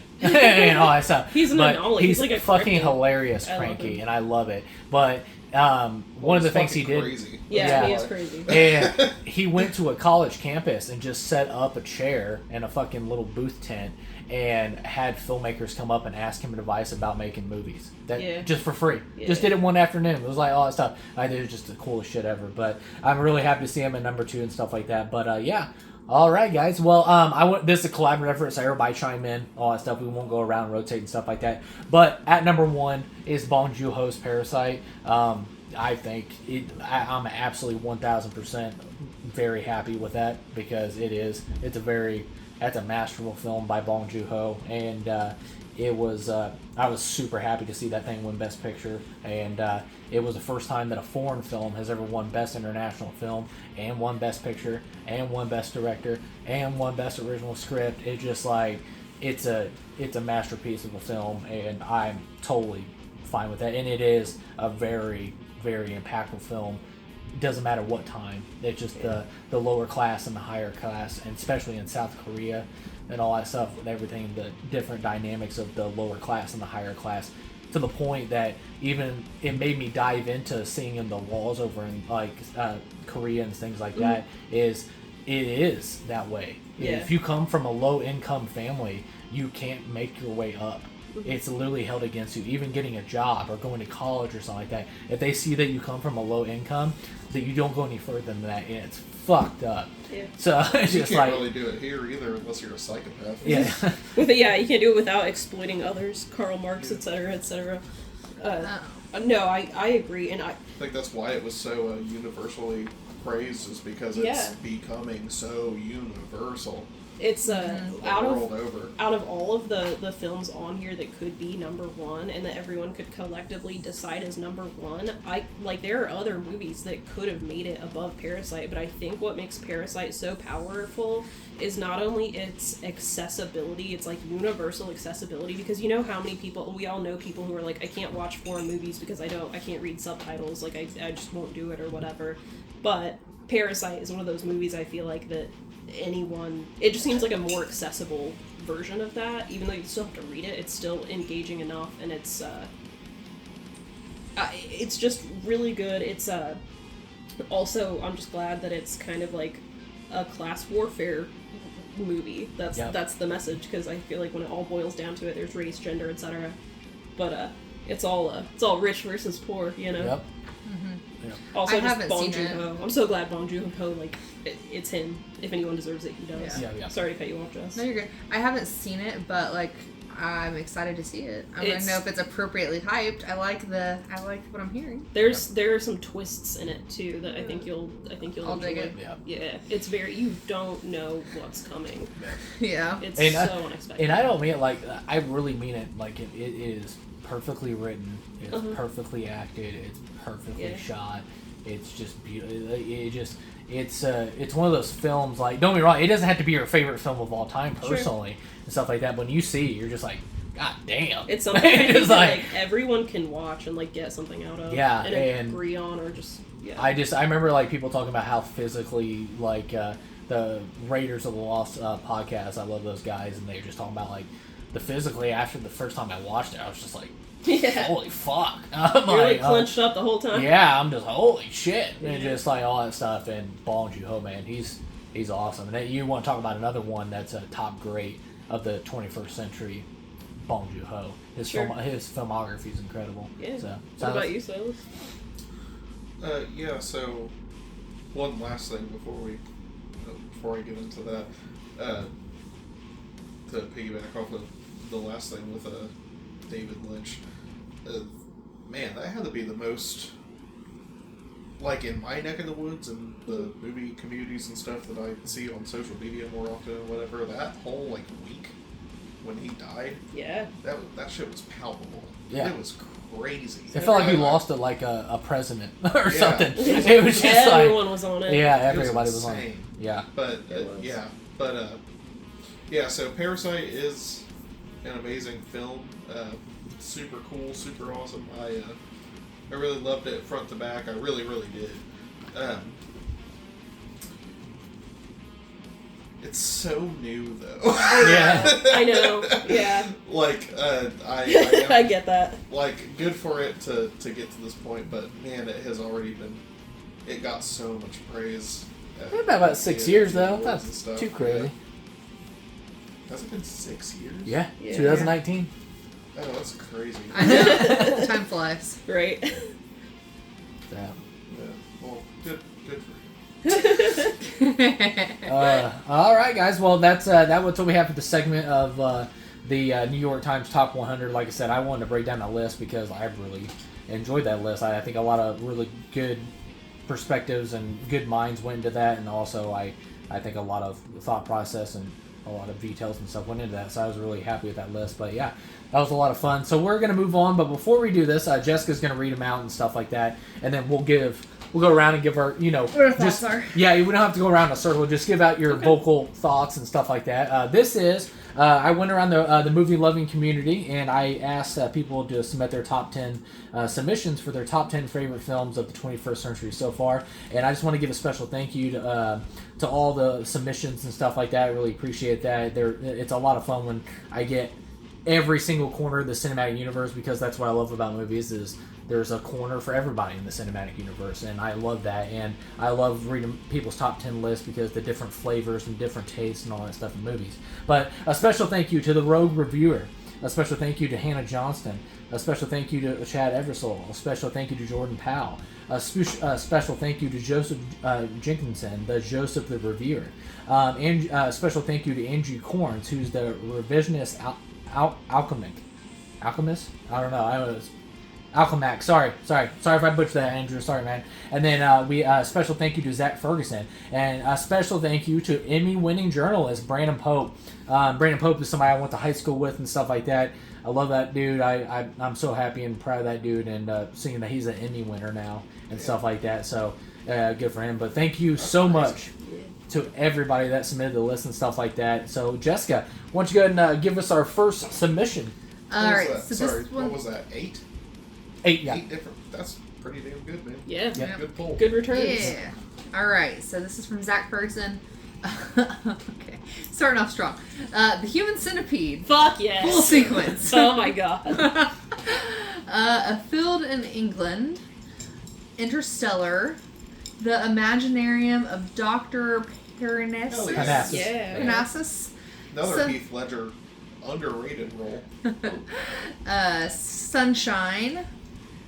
Chicken Damn. Run. Some of these are so random. Sorry. Chicken Run. Chicken Run. I'm trying so hard to keep my Hell yeah. comments to myself until the end. I but know, this you one can is go too, ahead and like, go for it. Some of like, them are really... I'm still stuck on Some the of them human. are really funny and all over the I'm place. still stuck on the Fuck human yeah, centipede. Chicken Run, I love it. Dude, The Human Centipede and Chicken Run. in the whoever same you list. are, I love come it. be our friend. We'll chill. Drag Me to Hell. Fuck, Another okay, one. Good one. listen. Yeah. I almost chose I that. almost had that in my list. I know. It's a good fucking list. Inland Empire. Nice. Mad Max Fury Road. And Evil Dead 2013. Listen, Hell yeah. we could be friends. This is the director of Bradley. Yeah, Oh no. shit, Yeah. Yeah, Oh, that, shit. yeah, Zach. It's Yeah, that yeah. Zach. Sorry. Yes. Yeah. Yeah, and that's so cool. yeah. Aw. Oh. and Yeah. I love seeing that was actually the final performance of Heath Ledger was the Imaginary of Dr. Parnassus. And it was a cool and- one. Yeah, Super good one. yeah, and then what was it? Colin Farrell and Johnny Depp. Johnny Depp, Colin Farrell, Yeah, and 'cause he Jude was Law. played by a bunch of different Yeah, people. and so what they did, they came in because he didn't complete the filming of the entire for the character. So they came in, and each time he went in a different universe, he took on a different appearance. So they all knew it was the final appearance of, or final performance of Heath Ledger. So in his honor, they volunteered to do that stuff. So it's very cool. And then, My dad and I rented that from Family Video, like, to watch in his honor right Aw. after he passed. Yeah. When it had come out. and it's done by, fuck, the one dude, Terry Gilligan? That did, I think it's Terry Gilligan. But anyway, sorry, yeah, anyways, Sorry, he- it's been so many years. yeah, it's like Terry Gilligan. I think that was his name and stuff like that. He did Brazil, and yeah, he's phenomenal. So a director and stuff like that. But yeah, That's just a solid list. what was Drag Me to Hell was in there? Yeah, Drag Me to Hell. I love that movie so Fucking much. goat. Yeah. All right, yes, let's go on the next I- list. I Thank was you, thank you, eyeing it. Zach, Me for the too. submission for the list and stuff like that. Thank you, Zach, so Hell much. yeah, man. That just made my night. Fucking That's chicken run. Fuck yeah, dude. That's the best kids movie That's ever. what's up. I'll fuck you up. Next, I have the list from the Revisionists Almanac. Alchemic. Alchemic. Don't ask me to read shit. I can't fucking talk. Almanac. Anyway. Almanac. All Almanac. right. After Sun. Mhm. Children of Men. Hmm. In the Mood for Love. Okay. Get Out. Mad Max Fury Road. Yes. The Sound of Metal. Yes. Wall-E. Social Network. Zone of Interest. And There Will Be Blood. Hmm. Love the list. Nice, Solid. nice. Yeah, solid. Yeah, I really like Love having seeing that. Children of Men in there again. Yeah. Yeah. Yeah. Some good bricks. I'm gonna have to watch this. I haven't seen it. Yeah, I know. You'll like it. Yeah. I'm so excited. And then the Sound of Metal. If anybody doesn't know, it's about a Didn't want to drummer see it. that was he goes deaf in the movie. I've been and, wanting to see that. and Riz Ahmed, he's amazing. I man. love him. And what was it? Olivia Cook from House of the Dragon, Thoroughbreds. She's Ready Player One. She's been in all kinds of stuff, but she's in there as well. Just incredible performances, and it's awesome. So yeah, that's a great pick. You All guys right. can borrow my shitty full frame DVD copy of Children of Men. I own it. Oh, I you just have haven't it? watched it. He just I- buys shit. Yeah. It was on sale for like $3, and I was like, You "Fuck have yeah!" it? yeah. You So- have it on Nice. blue? Blu-ray, yeah. Hell yeah. I wonder Nice. if that's widescreen. So Yeah, it's cool to see Fury Road in there again too. yeah. Fury Road's gonna be a heavy hitter event for Obviously, as it should be. Yeah. And then thank you, Andrew, for submitting your list, man. I really appreciate it. And then I'm a huge fan of your guys' podcast. I love everything you guys do. So thank you so much for your submission, man. I appreciate it. All right, and next we have the Rogue Reviewer. We got Inception, hell yeah. Dread, heck Hell yeah. yeah. I love that one. Lord of the Rings, The Two Towers, The Dark Nice. Knight. That's Yeah. my favorite. Well, yeah. Oh, The Two Towers. Yeah, me too. Toy Story 3, Hot Fuzz, Hell yeah. Inglourious Bastards, Shaun of the Dead, Nice. Kill Bill Volume 1, and There Will Be Blood. Shout out to Edgar Wright, baby. Once again, getting There Will Be Blood. Hell I yeah. feel like hell yeah. James is like threatening people to put it on. Understandable. Shaun of the Dead I Hot would Fuzz, too. man. It's fucking great. That too. man. Like, what are you doing? Are you fucking paying people, James? Sorry. And Sending them that picture of the like crazy disheveled looking smiley icon. Realistic guy. Yeah. no, it's a great list. And then I really like seeing Dread on there as well. That's a very underrated comic book film, and really not officially, but was directed by. One. Yeah. Okay. Yeah. Gotcha. Not officially, but it was directed by Alex Garland. It was what I hear behind the scenes. Oh. So, Okay. but you know, because that movie was a mess behind the scenes, and Alex Garland saved that film. We've so. been on an Alex Garland kick lately. What's her name? The one that plays the I know you're talking about this Mama. Mama, yeah. And she's so fucking it's rare good. to see it. Yeah, it's rare to see a female villain That's like that really for real brutal. scary. Yeah, for real scary. And Are you then- talking about Octavia Spencer? No, it's what's her name? Alina Headey? She's from Game of She Thrones. plays Cersei in Game of Thrones. Cersei. She's fucking terrifying. Okay. Yeah, and then Carl Urban, he kills it as Dread. He's awesome. No Yeah. pun intended, but yes, he's awesome. But and who was that from? That was from Joseph? The Rogue Reviewer. The Rogue Reviewer. Okay, thank you so much, man. Thank you for the submission. All right, next one. Alright, next we have Brandon Pope's list. All right. We got a Portrait of a Lady on Fire, Yes. Anchorman, Once again, Anchorman. Avengers Infinity War, Okay.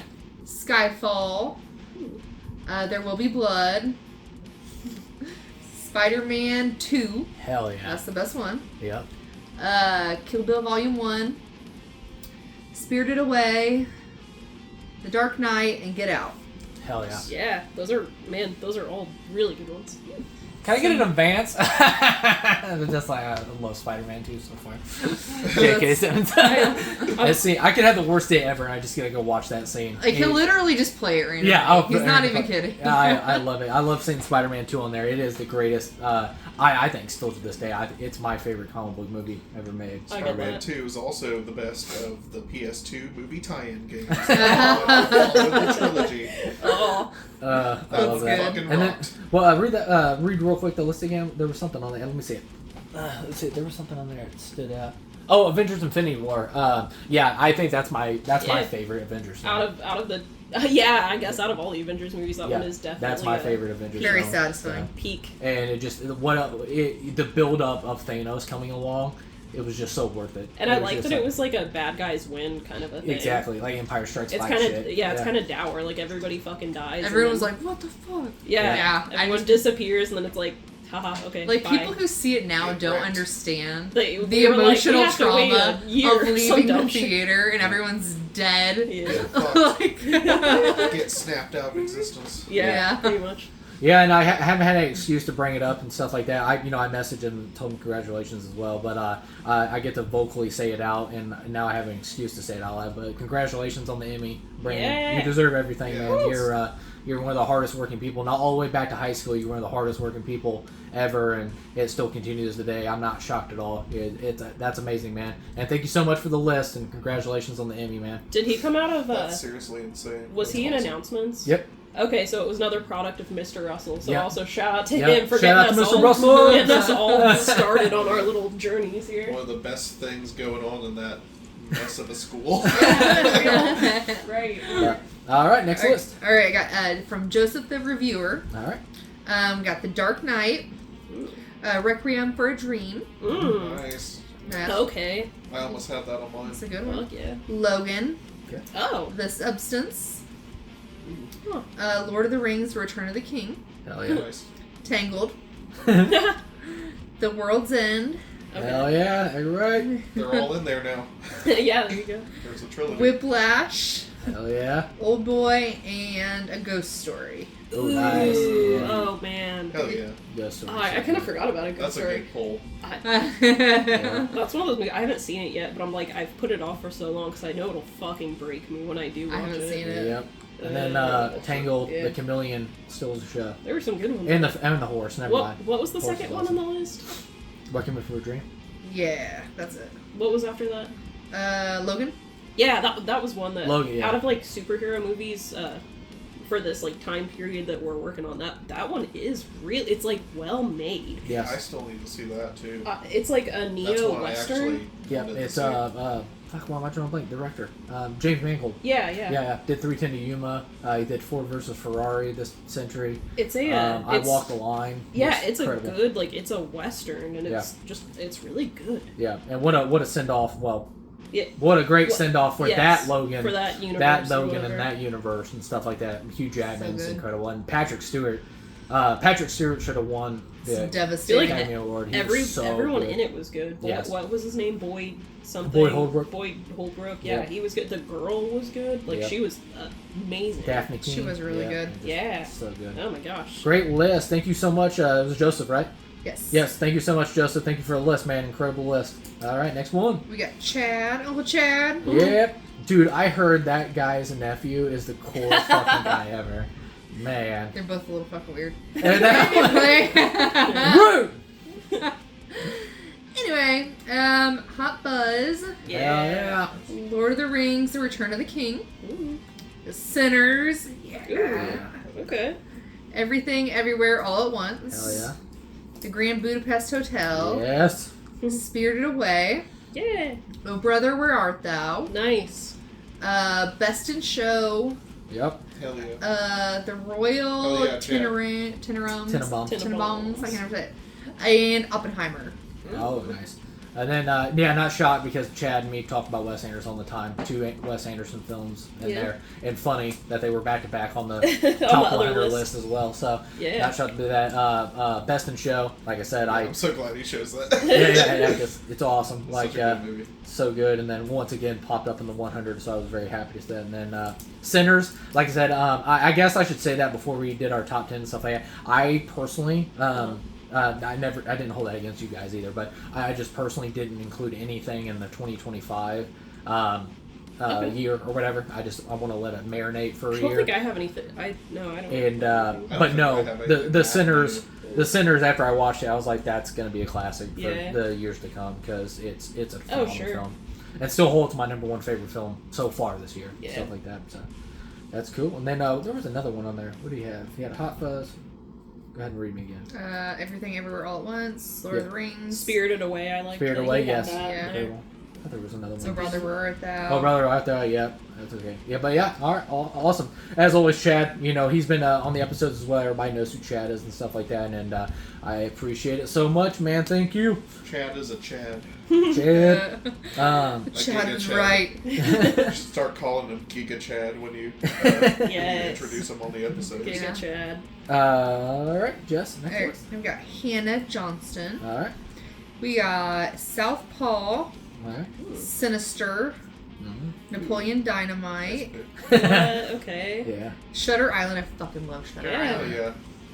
yeah. The Conjuring 2, Smile 2, Oh. The Bourne Identity, Yeah. Interstellar, The Walk to Remember, and Hacksaw Ridge. All right. Yeah. The See, this is more my speed. Yeah, It's a there's good- some like unsung heroes. Some good deep cuts in there. Yeah. It's I really that's a appreciate. good mix here. I appreciate Napoleon Dynamite a lot, honestly, Yes. because It's iconic. when that came out too, like it was everywhere. It was everywhere. Everyone had the vote for Pedro shirts. Everyone. I had one. It's very I had cool. one too. I had one Yeah. before Honestly, I even saw the fucking movie. That's Oh my honestly. god, So I'm that's just so fucking funny. cocky. That's Oh. funny. I was like, oh, I okay. went for Halloween that year. I went as Deb and had like the sideways ponytail and like the crochet little rubber thing, whatever Like, the thing was some that she. glamour shots. Your mom like- goes to college. I had a shirt that said "Your mom goes to college." Like it was everywhere. I had a That's shirt of Kit going yes. Yeah. Yeah. What, like that's part of what I did for like my personal list is like things that I like were Like comfort stuff. Yeah, like Culture culturally reference, yeah. relevant and like very freaking quotable to me. Yeah. Like Oh, I'm so excited for that. No, Uh, she had some bangers. That's awesome. And then thank you, Hannah, for submitting the list. I appreciate it. And then also Hannah was one of our stand-in what we got our special effect makeup test and stuff like that for 20 hours later. Oh, so yeah, okay. that's Nice. for anybody on the podcast. That's who Hannah is. Appreciate it, Hannah. All right, and then next list is there the last one? Yes, this Alright. is Jordan's. I'm trying to figure out which one this one is because you don't have it for. Let me see. Anyway, Let me see. I think it's Paprika. Yep. Is that what it's called? Yep. All right. Punch Drunk Love. Okay. Mulholland Drive. Okay. Spirited Away. Yeah. Yep. Lord of the Rings: Return of the King. Beasts of No Nation. Blade Runner 2049. Hell yeah. Shrek 2. Hell Fuck yeah. yeah. No Country for Old Men and Skyfall, and that's Jordan Powell's list. Yeah, dude. Shrek 2. I love Shrek 2. Dude, That- now that I needs to have be on the upset. I list need of to put that on greatest my list. sequels ever. Like, it's like it's so good. And then Blade Runner 2049, one of the most beautiful visual films ever. And then what did he hit? Skyfall. Yeah. Yes. I personally love Casino Royale, but Skyfall's so good, and Part of I Our don't think I've seen Game is so good in that film. So Casino alright. Royale is also my favorite out of Yeah, those. I love Casino Royale. Yeah. Probably is evergreen. That it? Yes. All right. Well, once again, thank you so much. Like, I appreciate everybody's submissions and stuff like that. I really appreciate it, and I love everybody's top 10 list. I love seeing that stuff. But all right, and we're going into our final segment for the part 1 of the top 10 21st century films, and that is our honorable mentions. So basically, we set this up. I gave everybody on the podcast, I gave everybody 25 films each. But what we're going to do is we're going to name off 5 and then go around the room 5 rounds all the way up until we get 25 films and stuff like that. So I'll take it away right off the bat. So excited. So I have the first round here. I have my 5 films of honorable mentions. I have, this is, like Jessica said, this is not one. It's the Harry Potter series. And then I have 13 Assassins. And then I have I Saw the Devil. And then I have Mandy. And I have Spider-Man 2. The Harry Potter series, I only read up to Order of the Phoenix, so I actually had a raw reaction to the films because I hadn't read the books beyond Order of the Phoenix. So I actually had a raw reaction in theaters when I seen in Half-Blood Prince when it was revealed that Snape was the Half-Blood Prince, and I was like, what the fuck? And then it just like blew my mind. And then of course the final film, once again, a raw reaction. I hadn't read the books and everything, but when you find out that Snape was the good guy, like a good guy the whole time, basically was protecting Harry, and then the always line is what I heard from people who read the books. I heard it all the time. I'm like, oh, fucking, it's just a word. It's no big deal. And then after I seen the film, I'm like, oh, fucking always. So it's just like, it's so good. And then 13 Assassins, one of my favorite samurai movies all the time. I Saw the Devil, one of my favorite foreign and overall one of my favorite revenge films of all time. And then Mandy by Panos Cosmatos, amazing film. I love it so much. And then Spider-Man 2, my favorite comic book movie of all time, still to this day. Jessica, you're... Alright, well, I didn't put any of these, this is no kind of order because I had a hard enough time This even isn't getting me, my top 10, like... Real quick, I'm so sorry. I'm so glad you stand on business with that. With which one? Because that? those Sam Raimi Spider-Mans are so fucking good. Yeah. They are so good. Fuck everybody that flip-flopped on them. Yeah, they're so Fuck good. you guys. They're so good. I do like the Andrew Garfield ones too, but I don't. No. I like the other ones better. I like Yeah. the Sam Raimi The ones Sam better. Raimi is its They're own. so special. Yeah. They're nostalgic now for us. Even though. the That's part of dancing it. emo. Listen, Tobey Maguire. 3 was my favorite. Yeah, dude. I've been quiet about it. 3 is my favorite. That's They're okay. all, I they're like, all you know what? fucking great. I like Blade 3 the They're in best. flavors. And like James gets so fucking Oh mad my at me God. about I hate it. that fucking movie. But also fuck you because I love It's that. got Ryan Reynolds in it. I still fucking hate that movie. Anyway. Vampire It's- Chihuahua. The way, Yeah. the With way a that, predator mouth. Hell yeah. so how we're doing this? Are we doing like each person's 5 and then discussing, or Yeah. 1, 5 discussing and then? Yeah. It's 2-5 discussed and then Got moving it. on. Yeah. Okay. Got it. Alright, so for my first 5, I have Unbreakable, Wolf of Wall Street, Gladiator, Everything Everywhere All at Once, and White Chicks. White chicks, hell yeah! I'm about to have the BF. That's a The fucking way banger right I there. will fucking quote the entire movie. God. And then I fucking love Unbreakable too. I feel like a lot of people haven't seen that Love movie. Unbreakable. But like the first time I saw it, it like blew my fucking Oh, mind. yeah. Like Yeah, I know the sexy thing is to say The Sixth Sense and all that Out stuff, of M. Night Shyamalan. but Unbreakable is my favorite film of his. It is. I don't know. Yeah. And Sixth Sense is amazing, so don't get Sixth that Sense twisted, is probably my favorite. But Unbreakable is a close number 2. Science is also. Science is really Science good, is too. good too, but Unbreakable is where it's at. And then of course Gladiator's like a classic. We already Yep. talked about how much I love Wolf of Wall Street. Yes. Yes. Dude, the Wayans brothers used to kind of fuck, though. They're doing a new scary movie. Yeah. Yes. Yeah, they're doing a new scary movie. I hope it's good. I'm fucking. Because If the they've Naked been Gun's washed up good, for a long I was like, I time. really hope the scary movie is like. Yeah, I kicks think ass. comedy's finally starting to come back a little bit. White Yeah. Chicks, in its own right, was also kind of like uncomfortable at the time. Like, you know what I mean? And like people that would not get made right No, now. it wouldn't. No. It would It's not so get made fucking right funny. now. Like, And but that movie fucking rocks, dude. Yeah. Like they were on some shit back then. I'm excited. I hope they have a comeback with that scary movie. That's crazy. Also, sorry, but to go back to your list, James, you had Mandy on there, and for some reason, looking through all my stuff, I forgot about somehow Mandy? Forgot about Mandy? I glossed over Mandy, and I'm like, that would have been too hard So- to put on the list. Maybe you were Should've been in my subconsciously in the place I was when top I made 10. it, because we had just done that 2010s list. Uh-huh. So I was really, really trying not to get repeats. I Because have there's stuff repeats. that I've definitely Yeah, my top 10 brought has up repeats before. as well. Yeah. And I was just like, I'm going to try my best, even if it's like the same director or whatever, I'll try to Yeah. pick something else. Okay. That was like kind of my mindset. I don't At know least if you somebody is did that covering too. Mandy. No, Yes. that's, yeah. That All makes right. sense. So that was What about you, your Silas? first 5. Oh, okay. My first 5 are The Transfiguration, Nice. Vampire movie. Inside from 2007, Imprint. Imprint which was, fucked me up. It was a Ta- Masters of Horror. Takashi Miike's entry to Masters of Horror, and it was so intense that they decided not to air it. Even though Masters of Horror was streaming, it was being shown on a fucking pay network. Uh-huh. And they still were like, nah. It was fucked up. So it got regaled to DVD only. The Human Centipede 2, full sequence. We got so much Human Centipede love tonight. Whoa, And why? Jeremy Saulnier's Blue Ruin. Nice. Yeah. That was one of your top 10 of 2010s, right?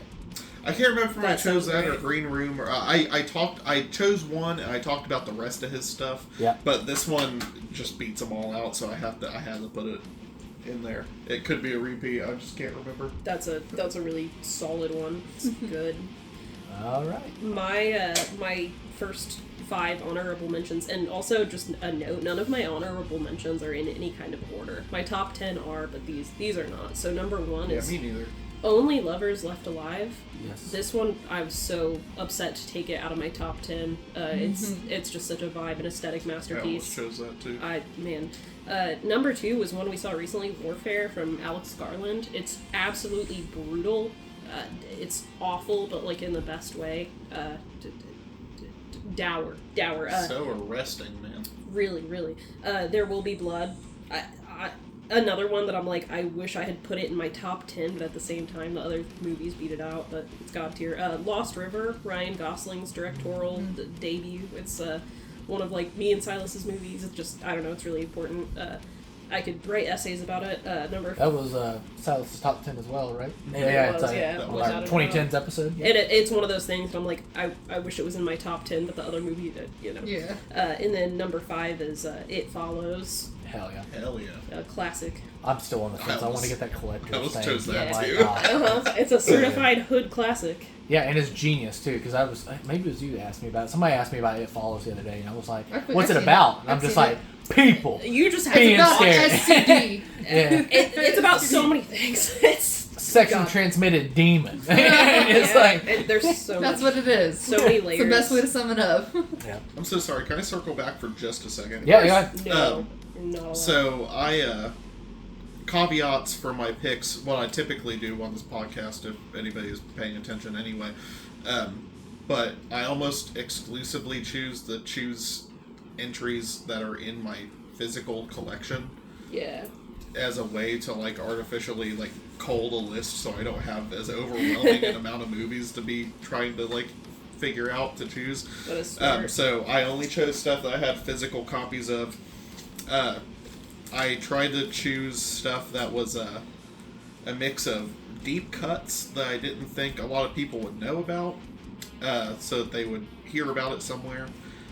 Stuff that was genuinely like good, that I think stood the test of time, that I think deserves to be on a list like this, and comfort movies. Yeah. I really, really prioritized comfort and rewatchability for my personal tastes in both the honorable mentions and the top 10.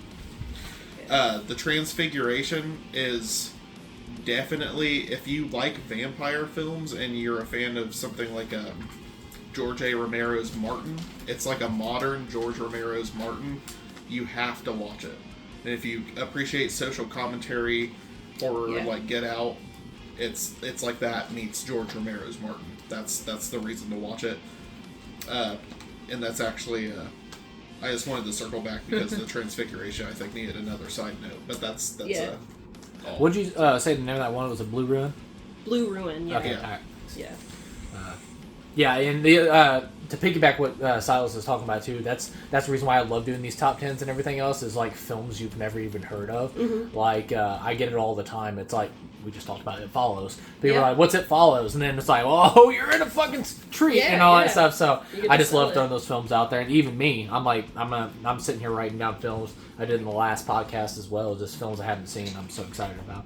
But all right, going into round number 2 of our honorable mentions, I had Shaun of the Dead. I had American Psycho. I had The Shape of Water. I had Old Boy. And everybody knows how much I love Everything Everywhere All at Once. So I went ahead and took that out, and I replaced it with the film that also came out the same year that I absolutely adore, is The Banshees of Inisherin. I absolutely love that. And then Banshees of Inisherin is the most depressing movie you'll ever see in your life, but we're it's so... fucked up because we laugh at it. It's my comfort movie. I love it so much. And it's bottom of the ocean dark humor that I absolutely adore. Old Boy, we just got done talking about the top 100 and how crazy, the greatest twist ever. Fucked up twist. But Shape of Water, if Pan's Labyrinth didn't exist, I think The Shape of Water would be Guillermo del Toro's masterpiece to me. In American Psycho, Christian Bale, just fucking awesome. I have a figure of Patrick Bateman. Patrick Bateman has to be one of the greatest movie characters ever created, and of course it's adapted from a book, but Christian Bale is just aces with that role. And then of course one of the beginning of the Cornetto trilogy is Edgar Wright's Shaun of the Dead. It's not just you take out the comedy and all that stuff, it's a great zombie movie on its own, and if you take out the zombies, it's a great love story, but also growing into your maturity and everything else. So what Edgar Wright achieved with that film is so special and still to me this day. And so that's my round 2. So Can Jess, yes, go ahead. Talk about that. So something that I was turned on to recently on another podcast I was listening to that I told you guys about, a couple. They were originally called Ashen Dreams because that's the name of a storefront that they own, but now they're just going by a dark-ish cinema podcast. But they were talking about this movie that they both really loved because it was very much hyper-inspired and in the same vein as Shaun of the Dead, called Cockneys versus Zombies. And, that sounds so fun. I really think you should check that out because it sounds like it's like exactly... It's like Shaun of the Dead for people who miss Shaun of the Dead being new. So, check that out. Sounds like an awesome time. I think I might even have a fucking copy of that I grabbed from work or something. I need to check it out too. But I knew the name. I had it in my list somehow. Also, last night Chloe and I were on the What the Fuck Are You Watching podcast, and we watched Thriller: A Cruel Picture, and it takes place in Sweden. And there are some absolutely beautiful, really atmospheric exterior shots in that. And I will say that, like, as far as it being a comfort movie, it might be a comfort movie for you for completely different reasons, but Banshees of Inisherin is something that I would definitely put on as a background movie because it's just so pretty to look at. It's atmospheric. It is. The locales in that movie are like it's beautiful. Something else. Like they're just so beautiful. It's so quotable too.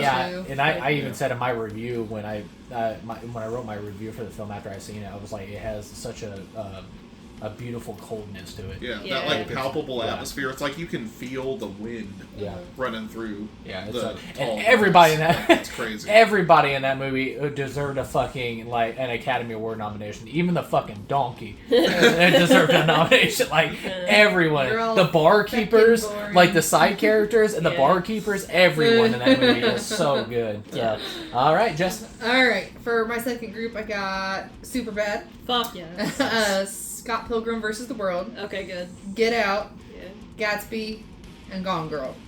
Hell yeah. Nice. Those what are I all got. good. I'm I glad know they're someone all got. good. I'm glad someone got Scott Pilgrim because I didn't have it on my list but wanted it in my list. Yeah, it's one of the like it's hard. There's just so many things, and I think I've already talked about all these movies like prior podcasts or earlier today.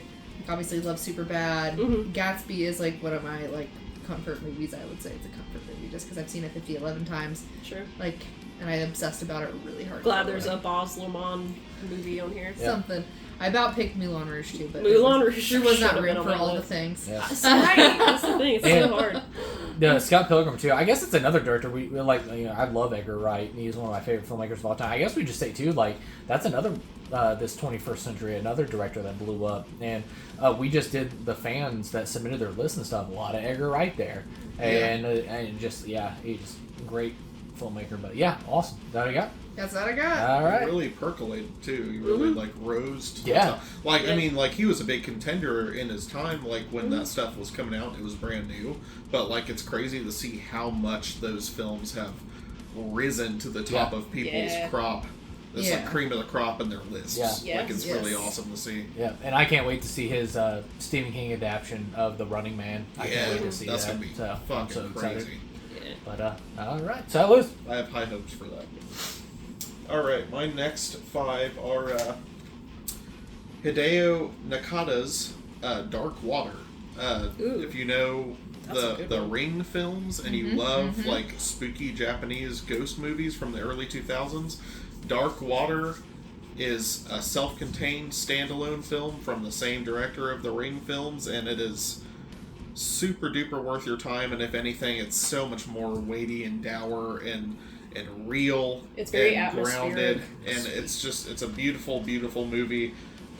If not a very depressing one, but it also has a lot of like real life impact and a seriousness to it. My next is 2015's Circle, a very, very cool indie sci-fi about a group of 100 people who get beamed up into a spaceship, and they're in a room where they have to play an elimination game to decide who gets to be the last one alive. Squid Game in space, huh? Yeah, as they It's crazy. they can't step out of the circles or they instantly die. Yeah. So they have to sit there and reason out Discuss. who gets to survive while this like globe in the middle shoots out killing laser beams every so many minutes, and they have to like choose who's going to get eliminated until there's only one person left. Crazy movie. Apparently, they're working on a sequel. Really? And I was so happy to hear that. cool. I also heard that from A Darkish Cinema podcast. And I found out that this movie is also a favorite of one of the hosts on there, which was super awesome. My next one was Vampire Hunter D Bloodlust. Yeah. I couldn't choose the original Vampire Hunter D because it was from the 80s. Mm-hmm. Bloodlust, though, is a landmark of how far animation was coming in the OVAs of the early 2000s from Japan. I wanted to pick Blood the Last Vampire, but it was like technically released in 2000, but I think it was like created in the late 90s, so I didn't want it to be too skirting the line on the list that we have here and the parameters. Vampire Hunter D Bloodlust is super cool, very much worth your time if you just love beautiful animation. Still stands up really well. The next is Adam Green's Frozen, the guy that created the Hatchet series. This was one of my favorite really dour, depressing, brutalist survival horror films back in the day. Coming off of the tail end of the torture porn era. after like, Saw and Hostel and that sort of stuff, but this one was grounded in reality. It didn't have like crazy ooky spooky boogeymen coming to get you. It was just the elements, and it's a really cool film. Mother Nature. Really fucked That up. movie stressed me the hell out. Really stresses you. It's a the hell out. and it's a great example too of a bottled horror movie. It's one location pretty much the whole fucking thing. Besides the beginning of them And arriving. it's real. It's gruesome. They shot it on an actual ski lift out in the fucking middle of the night at a fucking resort. Like, it's they crazy. actually they abandoned those actors and just like filmed. They their died. reactions. They died. They died for real. They got eaten by wolves. Why am I drawing a blank? What do you call method acting? Method acting taken to the extreme. Like, props to those guys, man. So, My last one of this was Kevin Phillips' Super Dark Times. One of the most poignant, really, really affecting coming of age thriller / psychological horror films I've ever seen. I'm a big sucker for coming of age films. I'm a big sucker for like suburban or like real life grounded style thrillers, and I'm a big sucker for psychological horror. This is it fires on all cylinders. It has easily become one of my favorite films of all time. It's just real. You got to check this one out if you haven't seen it. Okay. Yeah, man, those were all some good ones. This section of mine has three movies that were in the top 100 list from New York Times that we've already kind of discussed. There were 4, but I replaced one at the last minute. It was Inside Llewyn Davis. That was a really big comfort movie for me. I found it at like a very specific time that I needed it, where it was one of those things that just got me through a lot. It's comfy, it's tragic, it's just, I don't know, it's everything I need. Phantom Thread is another one like that. It's slow burn, atmospheric, beautiful. It's a love that transcends everything. Socially acceptable norms. Exactly. Like they're both freaks, Fucking but they weirdos. found each other and they love each other and they make it work. And I think there's something beautiful in that. Like two toxic kings and queens. Like they're a powerhouse. the movie almost got me to start sewing. Watch it again until you do. I support it. The other one is Gone Girl. That was on the list, but I know we've all covered it at some point already, so I have replaced it with Moulin Rouge, just because that's another big comfort movie for me from when I was a kid to this day. It will never get old. Snowpiercer, Bong Joon-ho. Hell yeah. It's another classic, absolute classic. The action in it is insane. And then the last one is Happiness from Todd Solondz. It's a very, very... I don't even know how to describe it. It's kind of showing like the worst of humanity, but in a weird, almost tongue-in-cheek way, a la like Napoleon Dynamite dream sequence-ish. Pitch black social satire that promises that it's a comedy. Yes, and it has just amazing... If you could bring yourself to laugh at it. Yeah, it's got Philip Seymour Hoffman was in it, and he plays this like sex addict that it keeps calling and harassing this woman, and they kind of like have a thing. There's so many different like subplots to it, and lots of different cameos and really, really good actors and actresses in it. Recently just got a new Criterion release. Oh yeah. Yeah. Oh, Yeah. cool. Yeah, it's also very controversial because of some of the subject matter is just so pitch black awful. Yeah, It's real though. But it's real. It's very real. it's totally random, but have you seen, because you said Philip Seymour, have you ever seen, maybe I'm getting it wrong, Along Came Molly? I haven't. No, that was Cameron Diaz. What am I thinking of? I don't know. There's one with Philip Seymour Hoffman and Ben Stiller. Huh. And, where you... Something about Mary? Something About Mary, yeah. It's Yeah. like, Jesus, he's so fucking funny in that. Yeah, he's good. Rest in peace, King. Yeah. Yeah. Oh man, that's crazy. But Alright. Is that it? That's it for me. Alright, going to round 3. Here's my next 5. So we have the Grand Budapest Hotel. Everybody knows how much I love Wes Anderson, so I definitely had to have that in there. Yeah. Superbad is the greatest comedy of all time. It was in the top 100 21st century. I even quoted it yesterday with Jess. She was like, I'm going to go in the kitchen and eat with the kids and stuff like that. She was babysitting some friends' kids. And I was like, you're making me sit in here and eat by myself by Peter fucking Glansberg? I'm like, so I quote it all the time. I love that movie so much. The Hereditary by Ari Aster. And just it's the one of the greatest horror movies of the 21st century without a doubt. And I'm glad we could experience that together. God, it just getting traumatized together. movie like literally slither like a snake into your head and just never leaves you. I sat in my car and cried after seeing it in the theater. And then the Spanish horror film, it's I always called it Record, but it's a lot of people call it Wreck.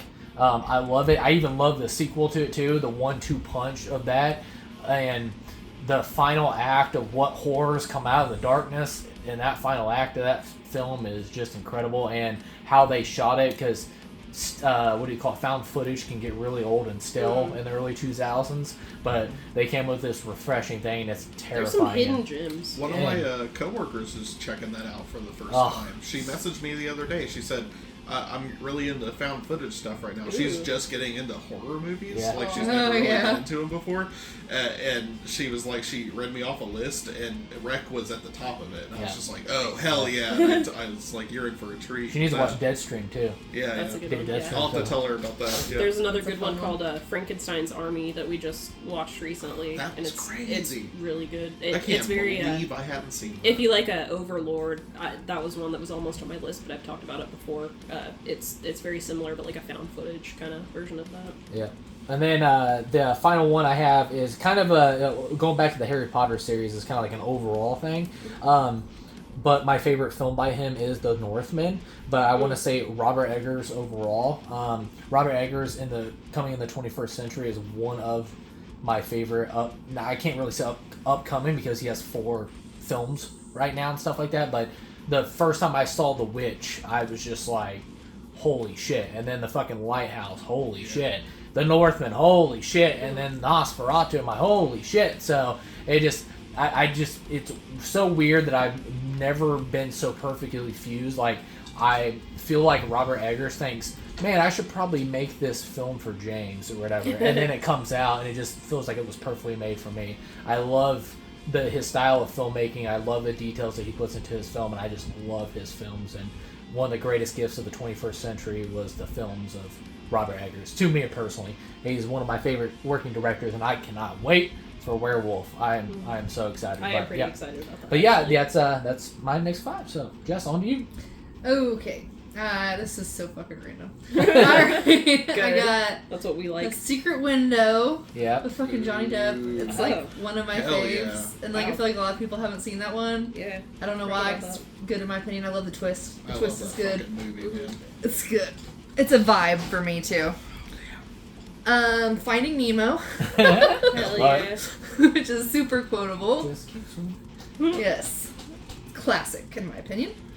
The Mummy Returns. Because the Mummy's in the 90s, but I do love the Mummy Returns. The Mummy Returns, yeah. Because I feel like it was a worthy sequel, which is hard to do for a movie that I like. I do acknowledge the CGI. The CGI is not great. However, the story it's fucking fun. It's really fucking good. Like besides that damn scorpion CGI, it is a fun ass movie though. Yeah. Rain of Fire. Ooh, yeah. Just one of my faves. It's, that one was fun. It is a fun one. It's fun. like a like a doomsday scenario, but like dragons. Yeah. Out too. I love that premise. That was wild. Matthew McConaughey is so good. I know it has no business. Like Matthew McConaughey is so good in that movie, and then who else is in there? Christian Bale. Yeah. Oh my Gerard god. Butler. He's like a side so character there. Good. Yeah. Would watch any day. No. And then Inception, of course, which I've talked about that in depth already today. But yes, big fan. Excellent. Shout out fucking Secret Window. That's an awesome one. Yeah, that's a good one. That's a good ass movie. Yeah, I feel like it might be one of my favorite Johnny Depp's. Nice. Yeah, mine too. Honestly. Yeah. Makes me eat some corn. It's so good. All right, Silus. All right. My next one is Phil Tippett's Mad God. God damn it. Yeah. I got turned on to this. Well, I knew about this for a long ass time actually, but I got to watch it finally because James gifted me his cool ass steelbook copy of it. Yeah. And it is this thing is just everything I fucking needed it to be. It's everything I needed it to be, and it really, really reinvigorated my passion and inspiration in terms of both filmmaking and just art making in general. It's just like it's just something else. It's transcendent. If you like fucking weirdo freak out fucking movies that get to really dark places and have lots of cool practical effects and handmade animation and puppetry and all kinds of cool stuff like Claymation, stop motion. like old school Tool video fucking whacked out nonsense. Yeah. Mad God is right up your alley. And it's, what, like 2 decades in the making, or more than that, I think. Yeah. It was like a lifelong project. Amazing flick. Finally got put out thanks to Shudder, and Phil Tippett is a effects master who worked on shit as notable as like Jurassic Park, stuff like that. But this is him doing his unbridled creative genius, dark side of the human psyche fucking nonsense stuff, all thrown together in a blender, and it came out as this amazing work of modern mixed media filmmaking. It's definitely worth your time if you appreciate that kind of stuff. And sorry to cut you off, and that's the reason why I gave it to you, because when I bought it, I got the only copy left was a steelbook, which was fine. I was like, okay, yeah, I'll hold it, and I watched it, and I really fucking dug it. But in the back of my mind, I was like, man, Silas is gonna fucking love this, and I was like, it just felt naturally right. I'm like, I have to give this to him because it was just up your alley, and I was just like, it's like it really going back to Eggers, it felt like it was perfectly made for you. Yeah. So I was like, you gotta have this. I can also definitely that kind of a vibe for me. Yeah, I can. It's like a made for me movie. That's 100% accurate, I think, and I can also see someone watching it and being like, "This is amazing. I never want to see it again," because of how like messed up it is. It is pretty crazy at some points, yeah. In the best way, though, like as a compliment. It's kind of like what the inside of my head looks like. That's why I love it so much. My next one is a contentious choice. Shrek 2. Rob Zombie's Halloween. Yes! I like that one. Yes. Jessica's pumped right now. I don't give a shit. I'm I a love fan. that one. I'm a fan. This movie, I think we're all fans here. James, I don't think it is, but I am. Hard thing to say, because when I was 3 years old, I used to walk around with a Todd McFarlane Michael Myers movie Maniacs figure, and he was my best buddy. And I carried him around with me everywhere I went. I love the original Halloween series franchise, but this movie is a cornerstone of the developing of my aestheticism as a film fan and an artist. It is everything to me. I cited this movie for my senior thesis in college, because of the art direction and set design and prop work and special effects work and everything that went into this thing. I'm proud to have this Blu-ray that's the 2-disc unrated collector's edition with the fucking 3-hour plus making of documentary attached to it. It's one of my favorite films of all time, and I don't give a shit anymore. I love this movie. If you don't like it, the haters. I think the shit. haters are mad because they don't like that Rob Zombie was like. they don't like that it's pretty. They don't like that Rob Zombie was like, "Do you guys want to see my hot wife? I'm gonna show her to you." Yeah. Also, side note, fuck the bandwagon hate for Rob Zombie and Sherry Moon Zombie living their best fucking life. Right. Being It's the a best thing. fucking indie power couple imaginable. Just making a bunch of cool shit together because they want to. Yeah. Fuck you. Eat shit. He's Rob Zombie. You can do whatever the fuck you want. Who gives a shit? Anyway, moving on. My next one is Nicholas Winding Refn's Drive. Hell yeah. I had to have one of his movies in here. It had to be Drive because it was the one I fell in love with. And I wondered if Chloe was going to put Lost River, and I put Lost River last time because of Ryan Gosling. That's not a Nicholas Winding Refn thing. But It might as well be. yeah, Drive is a seminal Sigma male core cinema. And also, I have this swanky ass steelbook of it now because of James, because he gifted me this cool ass steelbook to replace the arguably one of the worst covers I've ever seen on a mainstream release of a film. The Drive cover is Photoshop nightmare shit. Yeah. Awful. That movie deserved better out the gate. This steelbook is the best of the ones that was released. It's not the really over-the-top Mondo one that's like way too busy and crazy. This one is just perfect, and it's pretty, and it's got pink on it, and it's got him making his "I won't eat the cereal" face, and it's really, really good. I forgot about that. And if you haven't seen Drive, whatever, man. I feel like anyone listening has probably seen Drive. It was like the answer from the movie Gots, because we were doing the 2010s, and you were talking about that cover. You're like, I hate when I take this out to watch it because I'm like, God, I hate this fucking cover. I gotta get get another one. And then it was so funny because I had my new Drive steelbook on pre-order, and then it came in the next day, and I was like, well, I'm giving my old steelbook to Silus because he's got to get a new cover or whatever. Yeah. So, I'm glad we have a good copy of that. I think that the one that I had anyway, I'm pretty sure it was an ex-rental copy that I bought when like one of our movie... Like Hastings went out of business? It was like Family Video, I think, or something that went out of business, and it is potato quality. It's like 480p or something ridiculous like that. Yeah. So, that was a good... the same thing, I share your anger when I have to pull out Riders of Justice.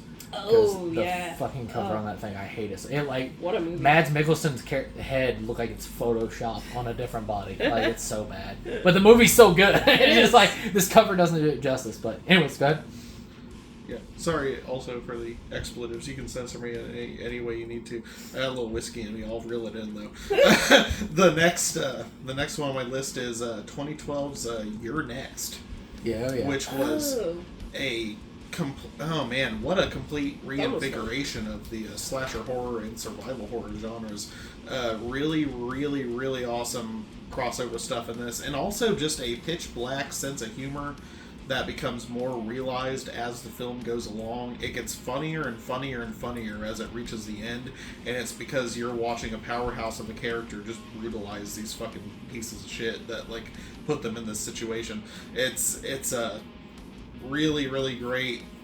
I wouldn't even say it's mean-spirited because it's too comedic in the sense. It's a brutal movie, but it's very tongue-in-cheek at the same time. But it balances it in a way that does not feel like over comedy, and it's worth your time if you love home invasion thrillers, survival horror, or slasher horror. It had some like class narratives in it too, didn't it? Yeah. Well, and, it was Ty West is in there. He's wearing a really goofy looking scarf thing, and he gets killed. Yeah. That's pretty cool. Joe Swanberg is in it. Yeah, I was like, I don't know if I'm way off or whatever, but I almost showed Jessica last night the Revenge or whatever. Yeah. I almost is it kind of like that, or is it? I still need to see that. I'd say it's in the same. Okay. Because I almost showed her Revenge, and I was just like, Revenge is awesome. Yeah, and my last one for this round is 2015's Headless, which is a really good one. Absolutely unbridled, insane, over the top, extreme horror, gore, slasher, fucking nonsense from Arthur Culliford and Scott Shermer, indie darlings of the Bloomington, Indiana area, and they really pull off something crazy with this one. It is based on a movie within a movie from Scott Shermer's film Found, which is based on an extreme horror splatterpunk novella. And there was a movie in that movie called Headless that gets shown for a little bit, and they decided, hey, we should make a full feature length of that. So they made a really, really insane, gratuitous, lost film of the late 70s slasher flick out of it. And it's one of my favorite pieces of extreme horror of all time. It's one of my favorite slashers of all time. And it has a special place in my heart because it is close to home, because it's made by people from our area. So, yeah. All right, Chloe? Is it my turn? Yep. Oh, goodness. Okay, so My next set of films, there's, I believe, one of them was in the New York Times Top 100 list, and that was The Hurt Locker. Yeah. Excellent. That's we're all here for it. We all know about it. Another one I had was Mad God, which we've already pretty much discussed. It's wonderful. Skinamarink is one, which I could write essays on that movie. It's polarizing. It made waves. It was something that it seemed like everyone had an opinion on, whether it was good or bad. And I like how relevant it was. For me personally, it's a comfort movie. I also get why people would like absolutely hate it. Also, I was gonna say, I was like, it was one of the things, like, except me. I'm not trying to say I'm original or whatever. Everyone I talked to, they either loved it or they fucking hated it. Yeah, there was nothing in the middle. Right. Except me. I was definitely in the middle. I was like, but anybody I talked to, horror fanatics, everything else, they either fucking hated it or they loved it. So it was. You don't see that often. I didn't like it, but I also respected the shit out of it. Sure. I was just, and also I couldn't wait what he does next. Yeah. So I was just like, I respected the shit out of it, and like to take such a low bit, because he just shot it in a house. Yeah, exactly. It's like super low budget, like no budget. It's just the pacing issues and like some stuff. It just like the build up, and then something would happen and stuff like that. But no, it's I can totally see why people love it, because there is things to adore about that film. But like you said too, it's like everybody I talked to is like they either fucking hated it or they loved it. And I know another friend, Jordan loved it, and all that stuff. It just like so yeah, it's good. It's and if you, I was kind of in between putting this or Skinamarink, but Skinamarink is ultimately, it was my first exposure to this director, but he also has like all of his short films, which is how he started, on YouTube for free. Yeah. The prototype film for Skinamarink, it's called Heck. Yeah. And it's essentially the same thing, but it's like 21 minutes long. Mm-hmm. And a lot of people prefer that over Skinamarink, so I feel like if anybody doesn't like Skinamarink because of the length specifically, if they go and check out Heck, it is different enough that it's still worthwhile. It's not like watching the same shots over and over again or anything, but it's still the same idea, the same vibes. It's just cut down. Did you ever see Lights Out? No, I haven't. So Alice has been that's what it kind of reminds me of, is they took Lights Out and they spread it out more into which, if I remember, but the original Lights Out YouTube short, that's what I heard was like the so much better. Supreme. Don't get me wrong, the movie's good, but you could tell they stretched it out to get a feature length. And I think that's what happened to Skinamarink too. I think it was just so special as a short, and then they tried to stretch it out to a film and stuff like that. But that's a good pick. It's awesome. It's near and dear to my heart. Another one was, again, this is just like a comfort movie for me. It's not necessarily on the list because I think it's like one of the best films of the 2000s to current, but Destroyer. Oh yeah. With Nicole Kidman and another like a great supporting cast also. I think it was just a really, really well done kind of like crime drama, but like also psychological drama. I don't even know how to explain it, but she does such an amazing job, and also just the writing and the like story itself is very like heart-wrenching and understandable, and it's just very emotional and good all around. I think some of the shots are really interesting, especially the very ending shot without spoiling it. It kind of brings everything full circle. It's just something that really stuck with me personally. Yeah, and she's unrecognizable in that movie too. Exactly. Yeah. Oh man. Yeah, if anybody wants she's to like haggard. Yeah, Nicole Kidman, she's a great actress, and that's one of the things like. That's really one where she gets to flex her chops. Yeah, it's great. Yeah. Cool ass movie. I love it. I just love that vein of thrillers too. Yeah. So good. The last one is it's actually a documentary. It's called The Trial of Mike Diana, and it's about this artist who, in the 90s, he was the first person who was arrested for and convicted on obscenity charges for his art. Oh, really? And it's just kind of following him as an adult, and like looking back at some of his publications, the like zines he was making, how it all went down, some of the They get interviews with like the prosecuting attorneys. They get interviews with like the officers. It's really interesting. Other people that were associated with him, like his girlfriend at the time, and follows him in the story in general. And I believe Silas would know about this. I don't think it ever got like an official release. I think it's still waiting on an official. It's come to streaming.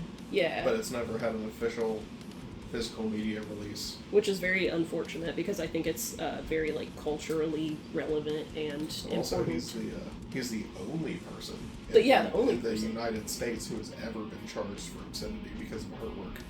And that's crazy. It's wild. And it's crazy too because it's just like goofy comic shit. It is. It's not even like super realistic, over the top psycho shit. It's like 12-year-old boy. It's goofy, core. stupid comics that are supposed to feel kid-like. Yeah. And the documentary was directed by Frank Henenlotter, who directed Basket Case, which is a 80s cult grindhouse style, like 42nd Street, low budget, gritty film from New York that actually got a cemented place in the permanent collection at the Museum of Modern Art. Yeah. And they show it regularly. That's pretty crazy. Yeah, it's good stuff. So that was my my next batch. All right, well, my round 4, my next 5 is, and 3 of these we've talked about already with the top 10 New York and all that stuff, so I'll breeze over these real quick, is In the Mood for Love and all that stuff. Like I said, it's one of the greatest love, but can never, always out of arm's reach. Like, it's so good. I actually have the Criterion collection coming in because the Criterion sale is going on right now. So I actually have that coming in, and I'm so excited to sit Jess down and watch that. I know it's going to piss her off, but it's she's got to watch it. So, and then, of course, Spirited Away. Yeah. Hayao Miyazaki, just fucking masterful stuff. There's every word of praise you got to throw at that film. And then, of course, Parasite, which was the number 1 on the list of the greatest films of the 21st century. Without a doubt, I don't disagree with that at all. And then the next 2 I have is RRR. It's every pure definition of a one-of-a-kind movie. You've guaranteed, I say that with strong capital letters, guarantee you've never seen anything like this. Like, it is just incredible. And Jess, we've watched that again and stuff. It's super cheesy. There's so much heart poured into it. It's the ultimate bromance movie of all time. Dude, and it's 3 hours, but just pedal to the fucking metal. There's dance sequences, there's action sequences, there's fucking tigers everywhere. Like, it is so good. The greatest film, I think, to come out of India ever. It's incredible. And like I said, a pure definition of one of a kind. You've never seen anything like it. And then finally, one of the things, these are actually the last 6, but obviously I haven't got to my final 5, but this is coming in at 6 that was almost on my top 10, and that is David Cronenberg's Eastern Promises. Oh man, absolutely, I've got that on my list too. Yeah. What's up? It's like, I absolutely adore that movie and love it. So good. And my favorite performance by Viggo Mortensen ever. He's incredible in that film. So it's, but Eastern Promises. So, all right, Jess, on to you. Those are some good ones. All right. That's so fucking random. All right. We got The Notebook. Hell yeah. Nice. Hell yeah. Not sure. I don't care what anyone says. Nah, that's all good. Love that one. I'll do anything for Ryan. Wouldn't we all? I'll watch Literally. anything for Ryan. Literally. Paranormal Activity. Oh. Just because I feel like it was so, like, I don't know. It was so the moment when it came out. It, like, genuinely scared the absolute shit out of me the first time I watched it. Like, nightmares. Like, crazy ass movie, man. Yeah. The first, like, 3 of those are, like, bone chilling. Like, man, I'd never seen anything like that, I don't think, before I saw that. That's how I felt about Sinister. I think it was on Hannah's list. Yeah. That's creepy. The Conjuring, which is one of my faves. Yes. Probably I don't know if it's my favorite. It's up there, though. It's up there. I love a horror movie with a plot. Yeah. Bring It On. Nice. All right. Yeah. Because I'll quote the whole movie to you. Okay. That was my sister's favorite film. Oh. When I went to school. She loved Bring It On. And 13 Ghosts. Yes. Hell yeah. Yes. Damn, I forgot about that. Yes. God, What a banger. Iconic. I just I want to feel like that would have been a lot. lot more popular had it come out like now. Oh yeah, Like that thing got Yeah. hammered when it came out. Oh, Even the man. guy, he made was it 13 Ghosts, and he made another banger. I don't even know. Who Oh that no! He made two awesome. Oh, Ghost Ship. He made Ghost Yeah, Ship yeah. I and haven't 13 seen that. Ghosts, I've heard and then some- like retired. That was it. And it's just Really? like I Really? love both those films. That's And I'm just like, bizarre. yeah. That's crazy. That's so weird. And that was from the Dark Castle Yeah. pictures, the William Castle revamp. And if you know about old William Castle back in the day, he was the guy who was popular for like gimmick movies.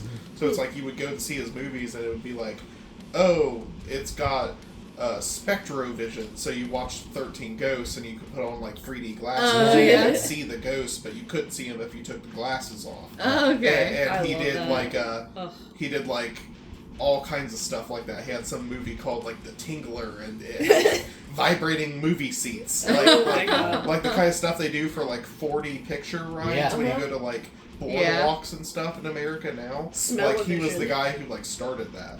Oh, that's And cool. that whole Dark Castle line was just remakes of his old films That's for amazing. like a modern audience. Yeah. Yeah, it's really really cool. Yeah, 13 Ghosts, man. I All love 13 it. Ghosts fucking rocks. Ghost shit fucking rocks. Yeah. House on Haunted Hill. Yeah, yeah, fucking yeah, I rocks. was gonna say that. House That's of one of Wax his. fucking Yeah. rocks. Yo, Yeah. I love House on Haunted Hill. Yeah. I love me Jeffrey Combs. Yeah. Yeah, man, what's up. 13 Ghosts. And then, once again, I'm not original at all, and everybody said this since the first day it came out, is if they ever did a reimagining or something like that of 13 Ghosts, I would love it in a series of, like, you got the backstory of each ghost. Of each one. And then, Yeah. I would love it if they did a series, and then they did a movie Yeah. after it. Yeah. And they just kept, connected to the series. Yeah, and they kept Yeah, Matthew Lillard in it. yeah, I'd fucking love That would Matthew. be- Did Mandatory. I say there was a petting zoo downstairs? No, there are ghosts. He like Oh my made that God. fucking He movie. really did. That's what people. Yeah. That's- I loved that's the it. I loved what we did get of the character backgrounds and the character design and the Yeah. pages you got to see out of the books and the special features Yeah. on the DVDs Yeah. and Blu-rays So where you cool. could actually see the actual pictures of them written up and drafted by the people who Who did the created concept them? art.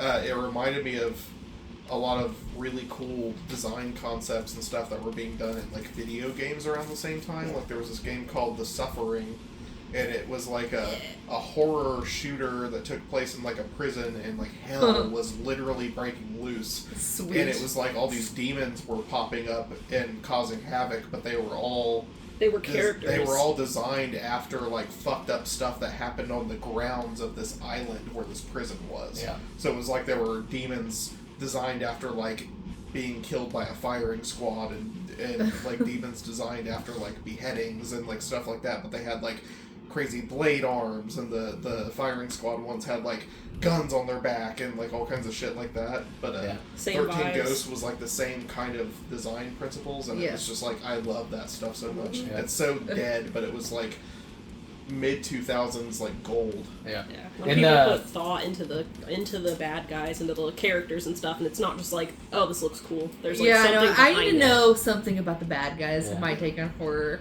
Yeah, Like, and then yeah. real quick, it was like the glass house and stuff like Yeah. that. It was Oh, just it's so so pretty. iconic. And then so cool. the All one the that like symbols and Yeah. sigils that showed up on the walls. yeah. Yeah. And even I think it was Creech that said it as well. John Creech. He was we talked about it too. It was just the jackal scared the fuck out of me when I was a kid. Yeah. I thought, thing's so terrifying. Yeah. Dude, I was scared of the fucking lady. Oh, The yeah? naked lady The with all naked the one? cuts on Yeah, her. because, Yeah. She freaks me the I fuck could out, dude. I could see it. That was crazy. That's so good. And then, but yeah, that's a great pick. I love That, 13 yeah, Ghosts, that one goes off. but Good, all good right, set.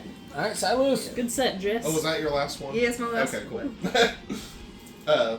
My next one is a movie by Adam Remeyer, the guy who made Heyo. one of Chloe and I's favorite movies and one of our couple movies. That you guys showed us.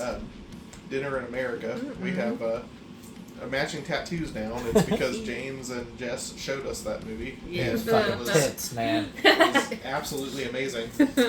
His first feature, though, is quite a departure. Oh, It goodness. is one of the most notorious entries in the annals of extreme horror cinema, and it is called The Bunny Game. And it is about a a sadistic truck driver serial killer who kidnaps a prostitute and subjects her to a bunch of torture in his crazy ass murder shack back of his fucking cab. I think I read a dark romance along the same line. You're like, can we make it sexy? Can we make it hot? Yes. Does she like it? I support. I support. Well, not that the character doesn't like it, but the thing that makes this film so contentious is that Rodleen Getzick, who was the actress who featured in this film, she was like, it has to all be real.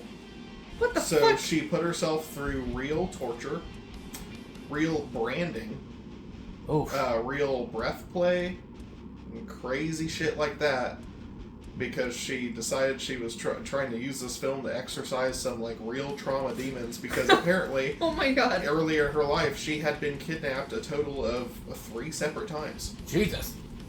So this film was like an exorcising of demons for her, and it is one of the most confrontational and uncomfortable watches Ugh.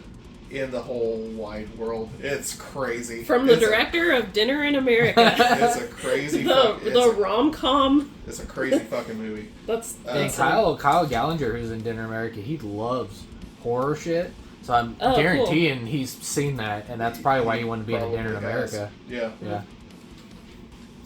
My next one is a more of a deep cut. It's from 2011. It's an Australian film called Sleeping Beauty, and it features stars Emily Browning and Rachel Blake, and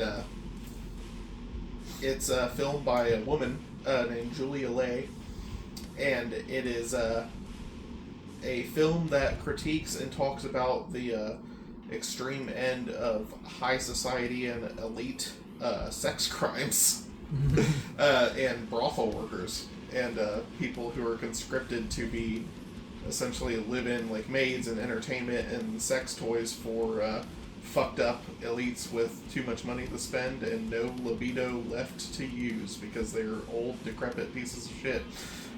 It's a very uncomfortable watch, especially for the time. It's pretty ahead of its time. Yeah, 2011. We all know about this shit now, but in 2011, pretty crazy. Mm-hmm. Definitely worth checking out. It made a lot of waves in the indie festival circuit. Sleeping Beauty by Julia Lay. My next one is a Kino Redemption title, which is a line I love so much. Kino Redemption is the cool. It's Kino Lorber. They have a line called Kino Redemption, and they put out films that have been kind of lost in the annals that they think deserve a second chance and a second audience. And because Kino Lorber is a very prestigious label to have a film put out through, they do this. My Chan's Daily Life is also a Kino Redemption title. Cool. This one is also a Japanese film from 2013 called Miss Zombie, a film directed by a director that only goes by Sabu. It is a really, really cool black and white offbeat zombie film about a post-pandemic outbreak zombie kind of a situation where in Japan the zombies have essentially been forced into being docile and now they are used as servants. They've been domesticated. And like housemates and stuff. It's like Fido. It's like Fido, but it's not a comedy. Aw. It's a really, really good film. It's very depressing and dour because like the zombies in this one kind of retain a sense of humanity and human characteristics, but there is no cure, so they just have to deal with being zombies. Really, really cool flick, really worth checking out. My next one is a really lesser known J-horror to go off of that, with the tagline, A Japanese Chainsaw Massacre, and it is called Living Hell. And it was put out by Saiko, which definitely was supposed to sound like Psycho, but it's Saiko. And Subversive Cinema. Original cut version. From what was this? Early 2000s, I know that. But this was a really, really cool kind of like home invasion style movie. It's got a tagline, both Takashi Miike and John Waters would surely approve. Okay. What a mix. And it says, like Dead Alive, Cemetery Man, and Evil Dead 2, blah, blah, blah, blah, blah, on the back. Very, very cool, very lesser known, like, psychological horror, home invasion style movie from Japan. I don't hear nearly enough people talk about that one, but it's definitely one worth watching. And my last one for this round is a very lesser known Korean thriller called Hide and Seek by Hu Jung. It is probably one of my favorite Korean films, honestly, and it's insane because this one never ever gets talked about. I only happened into this because it was in the collection at my local library. I decided to check it out on a whim one time because I was getting into the Korean revenge subgenre at the time. And I checked this out, and it has to be one of the coolest, twistiest thrillers I've ever seen. And it also, like Parasite, deals with a lot of like class dynamics. It's very, very cool stuff. It's definitely one to check out, and it is not one that I ever hear anybody talk about in terms of the Korean canon of thrillers and revenge films, but it is well worth your time. I feel like we watched a documentary series just recently, like the 101 like scariest horror scenes or something like that. Yeah, we've heard a lot about that. And I feel like this was on there. What's it? Hide and Seek? It's like a Korean revenge. Yeah.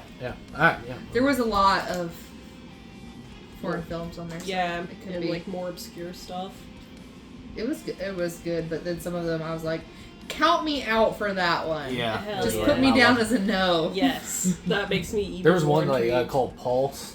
Yeah. Cairo, I think, There's is the some tricky Japanese shit going movie on of there, that. and I don't like it when something is in the dark and you can't tell if something's standing over there. Oh, or that's- not. No, That's And what it gets me the slowly most. I don't like comes body out. horror, Don't like that. so a Don't lot like of that. it I was just like, nope. No, listen, body horror is my jam. What's that So- Gerald's Game with the fucking hand? They I shot haven't the seen fucking that. hand. Oh my Brutal. god. Yeah, I I was haven't like, seen that I one. love that Like- movie, though. But any like David or Brandon Cronenberg. Yeah, like, that's why I'm there's nervous so to much. show you the substance because I don't know if you're gonna dig it or not. I think she might like The Substance. Yeah. I feel like that might be or an the exception. Ugly Stepsister. So, I wanna see I don't that. like it. Just like, Well, speaking of Korean revenge movies, I Saw the Devil is on my list. We love it. Yeah, I think we're all in unison. Great, That's yeah. like one of the greatest. It's Revenge tales ever. It's a goat. Yeah, goat. It's amazing. 3 Billboards Outside Ebbing, Missouri. I love that movie. It's I was just so such close to being on my list. yeah, it's such a good. It's just kind of like slice of life, but like dark, sickly, but comedic, and also somehow feel good at the same time. Yeah. Everyone's like character arcs is important.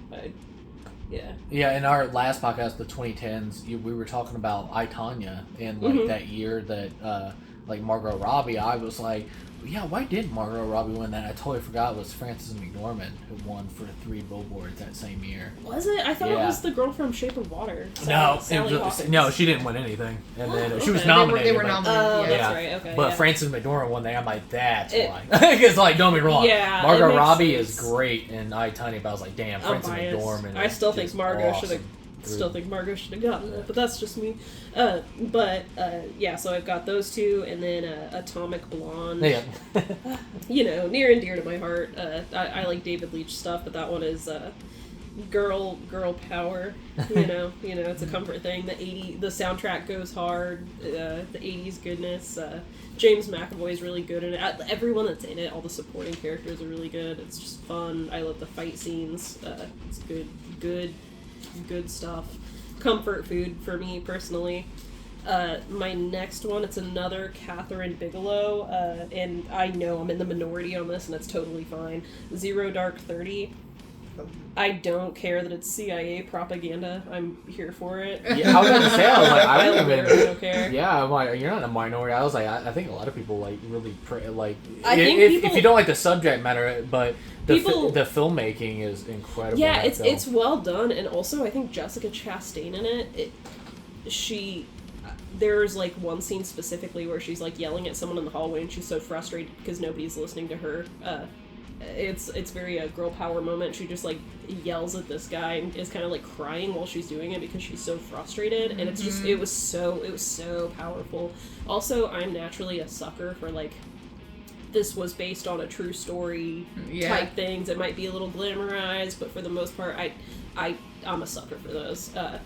I just think it was really well done. I thought it was really interesting. It was 100%, this was a fact, it was funded by the CIA. They did contribute to the funding of it. I don't care. I don't care. I know it's a propaganda piece. I don't care. It's good. That's so funny.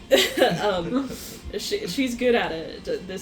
She give her more like war movies. They said, hate the Middle East. Yeah. Please hate the Middle East. Literally.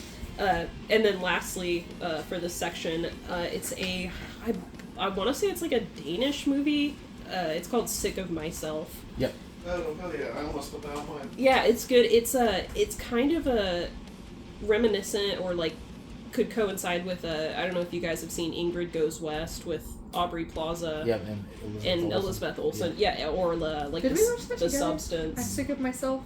Yeah, it's Oh, yeah, we we watched watched it with yeah, us. we all did. Yeah, I think we watched it together. Yeah. It's a girl who like keeps herself sick and is like Yeah. injecting herself with stuff to like stay relevant. Yeah, you know on the medical yeah. term. What is social that? media and stuff. She's got like what's it called? Like Munchausen. Yeah, it's like a Munchausen syndrome Yeah. type deal. Yeah. It's just very good, really interesting, a character study, and also I like any kind of social, again, like Ingrid Goes West or like The Substance, any kind of like modern social commentary on like staying relevant, or like not necessarily social media, but just like I don't know. It's a very specific Like subgenre. attention, Yeah, like kinda, keeping attention, staying in the spotlight, and Yeah. how far people will go for it. Yeah. And it was just really, really good. Not as well known. So that was my next batch. All right, cool. All right, so my final five, and this was definitely, these final five were going to, like, they were right there, and I had, it's like killing my own little children. I'm like, you guys got to get cut out of the top 10. So they didn't make it in the top 10, but they were right there for the 10th spot. And the first one is, it's actually two, directed by Denis Villeneuve, and that is Blade Runner 2049. It's one of the most gorgeous films I've ever seen, and then also the challenge of being the sequel to Blade Runner. I think it was just, in spades, like, some ways better than the original Blade Runner, but also, like, just actually stands originally on its own, too, of what Denis Villeneuve did with that, and Ryan Gosling and all that stuff is incredible, and Roger Deakins' cinematography. I talked a lot more in depth by this in our 2010 top 10 2010s film, so when you guys check that episode out, definitely check that out. But and then of course it was Dune Part 1 and 2, but I just called Dune. It was deemed impossible to adapt that first book to the big screen and stuff like that, and I think Denis Villeneuve achieved the impossible with that. And it's not a perfect adaptation of the book, but it's a perfect cinematic adaptation of the book. Yes. And I think just everything that was important in the soul of that book, he achieved in that. And I thought everybody overall in the cast, like some character changes that he made, but I was okay with. And I just think he did an incredible job at that. Like I said, he pulled off the impossible. And then, of course, I count this as one film as well, but it was also split into two films, and that's Quentin Tarantino's Kill Bill, Volume 1 and 2. Volume 1, when I seen that for the first time in theaters, I was just like, holy shit, and it just, like, changed everything. I'm like, it was, like, if you ever want to see, when we talked about Guillermo del Toro at Pan's Lab, it's like, if it expresses what Quentin Tarantino is, it's just his style and all that stuff. It was like Kill Bill, but it was like, it was so beautifully done. I love the silhouette, the blue, when she fights against the Crazy 88, and then just overall when Beatrix Kiddo goes against the 88, it's just fucking mayhem, but it's poetic violence. It was just, it's incredible, and what an achievement. It was almost in my top 10, and I adore those movies. And it's just so much fun, Jan. Yeah. It's just so much fun, Jan. And then, of course, the nobody's gonna be shocked by this one. It was almost my top 10. Was Danny Boyle's 28 Days Later. Yeah. It just it's changed my life. One of my favorite horror movies of all time. I think it changed the. It's not zombies; they're infected, but I think it changed the zombie genre forever as well, and the horror genre as well. Just and then to the day they finally did 28 Years Later, which I really liked, and but 28 Days is what started it all, and just an incredibly inspiring film to me and all that stuff, which we all achieved together, is bringing a trailer for 28 Hours Later, and just adore that film. What I think I love about that movie, which I don't think I've ever really talked to you about this, surprisingly, because we talk all the time about movies, is that honestly the biggest villain kind of in the movie isn't even the monsters. Exactly. Though. It's the people. Yep. And that one line where basically it's he promised them girls. I'm like, It's horrific. Boy. it is I love the most realist, most scariest shit. Yes. Ever. Yep. Yeah. And that's the same thing with the overall essence of that film is fatherhood in 28 Days Later, because you have Brendan Gleeson, who's just the most teddy bear, protective and just everything you want to be into a father, and then you have this soldier who says, I have to protect my boys, and it's that darker side, and it's incredible. It's Chris a lot Eccleston was so of good I know at a that. lot of people are panning 28 Years Later and stuff like that, but I think he did it as well in 28 Years Later, dealing with motherhood. Motherhood is a big message in 28 Years Later, and I just love that about it. And I love the writing by Alex Garland, the 28 Days Later film, and the beautiful journey that Cillian Murphy takes on his own. He wakes up and yells hello, and he's alone, and it's cold, and just yelling and pleading hello. He's just alone, all that stuff. And then later in the film he says hello again, and it's horrifying. It's this nightmare and everything else. And then the final scene of the film is he's with Naomi Harris's character, and he's with Hannah and all that stuff, and they create the word hello and to get the SOS to get them and stuff like that. So he's together with somebody. It just, a lot of people will just see a horror film, but deep there's so much more layers to 28 Days Later, and it's just a masterpiece. I love it so much. But and then the final one, which nobody would be shocked as well, it was in the top 100, which I was so adored and loved and was so happy to see it there, was Thomas Alfredson's Let the Right One In. Yeah. It just a film that's not afraid to tackle the dark corners of child innocence and the child's mind and how fragile it is. And same thing with the book, even though the book is 10 times fucking darker. But it's an incredible, I think, the best vampire film ever made and stuff like that. And I just love that it wasn't afraid to tackle the dark corners of that book. And it didn't tackle every dark corner of that book, because it is pretty messed up and all that stuff. But what a perfect, book cinematic adaptation of a book and stuff like that. And just incredible. And I just want to say real quick 2 scenes that have always stuck in my head, and maybe my favorite scene and shot in cinematic history. And I'm not talking just in horror genre, I'm talking overall. I just love it. Is first is it's the pool scene at the very end. It's just completely just masterful done, and it's bright, and you see everything, and that's so hard to pull off, because you can hide a lot of horror in the dark and use low dim lights and things like that. No, fuck that. Hoyt van Hoytema, who did the cinematography, it's gonna be bright, and just when the blood, you see the head go into the pool, you see the legs skirting across the rudder. It's just masterfully done. I love that. And then the final one of my favorite just cinematic shots in general, is when Ellie bit the lady, but she didn't fully finish the job of killing her, and she ends up turning into a vampire, and the doctor comes in and pulls the blinds open, the sun hit her, and it just gulps into flames, and it's just it's brutally beautiful. But yeah, just what a special film, and like I said, one of the greatest films of the 21st century, and it was almost there. But yeah, that's what I had for my honorable mentions overall. So yeah, Let the Right One In. Okay. All right, Jess. Alright, my last set here, my honorable mentions. I got 2 Quentin Tarantino films, Once Upon a Time in Hollywood and Inglourious Bastards. Yes. And both of these have the thing that I love that Quentin Tarantino does is The foot basically, shots. well, like that too. Sorry. It's like rewrite the history of it. It's Yeah. just like, no, I don't want to do that. Uh-huh. And like we're just gonna kill all the Nazis at the end. Yeah. That's all. Oh my That's God. all. That's what happened. We're just gonna kill Charles Manson's family. Yeah, and save the pregnant chick, and none of Yeah, that horrible yeah. shit ever happened. Yeah. I like Nah, that. we like it. And he's like so funny. Yeah. that he does that. He's like, I know how it ended, really, but that sucked. Yeah, we- So, The fact he can pull it off is crazy. I know. And we watched that interview together too. It was so funny because he contemplated before he finally submitted the final draft of that script, and he didn't know what to do with Hitler in the final act. Yeah. And he was like, do I fucking let him win? Do I do I follow history and just let the bastards all die? Do I all that stuff? So there was all these endings going through his head, and he's like, and one night I just woke up in the middle of the night at 3:00 in the morning, and I turned over and I went in the script in big ass letters and I put, just fucking kill him. And it was just the fucking greatest thing ever. So, and that's what. That's just. Yeah.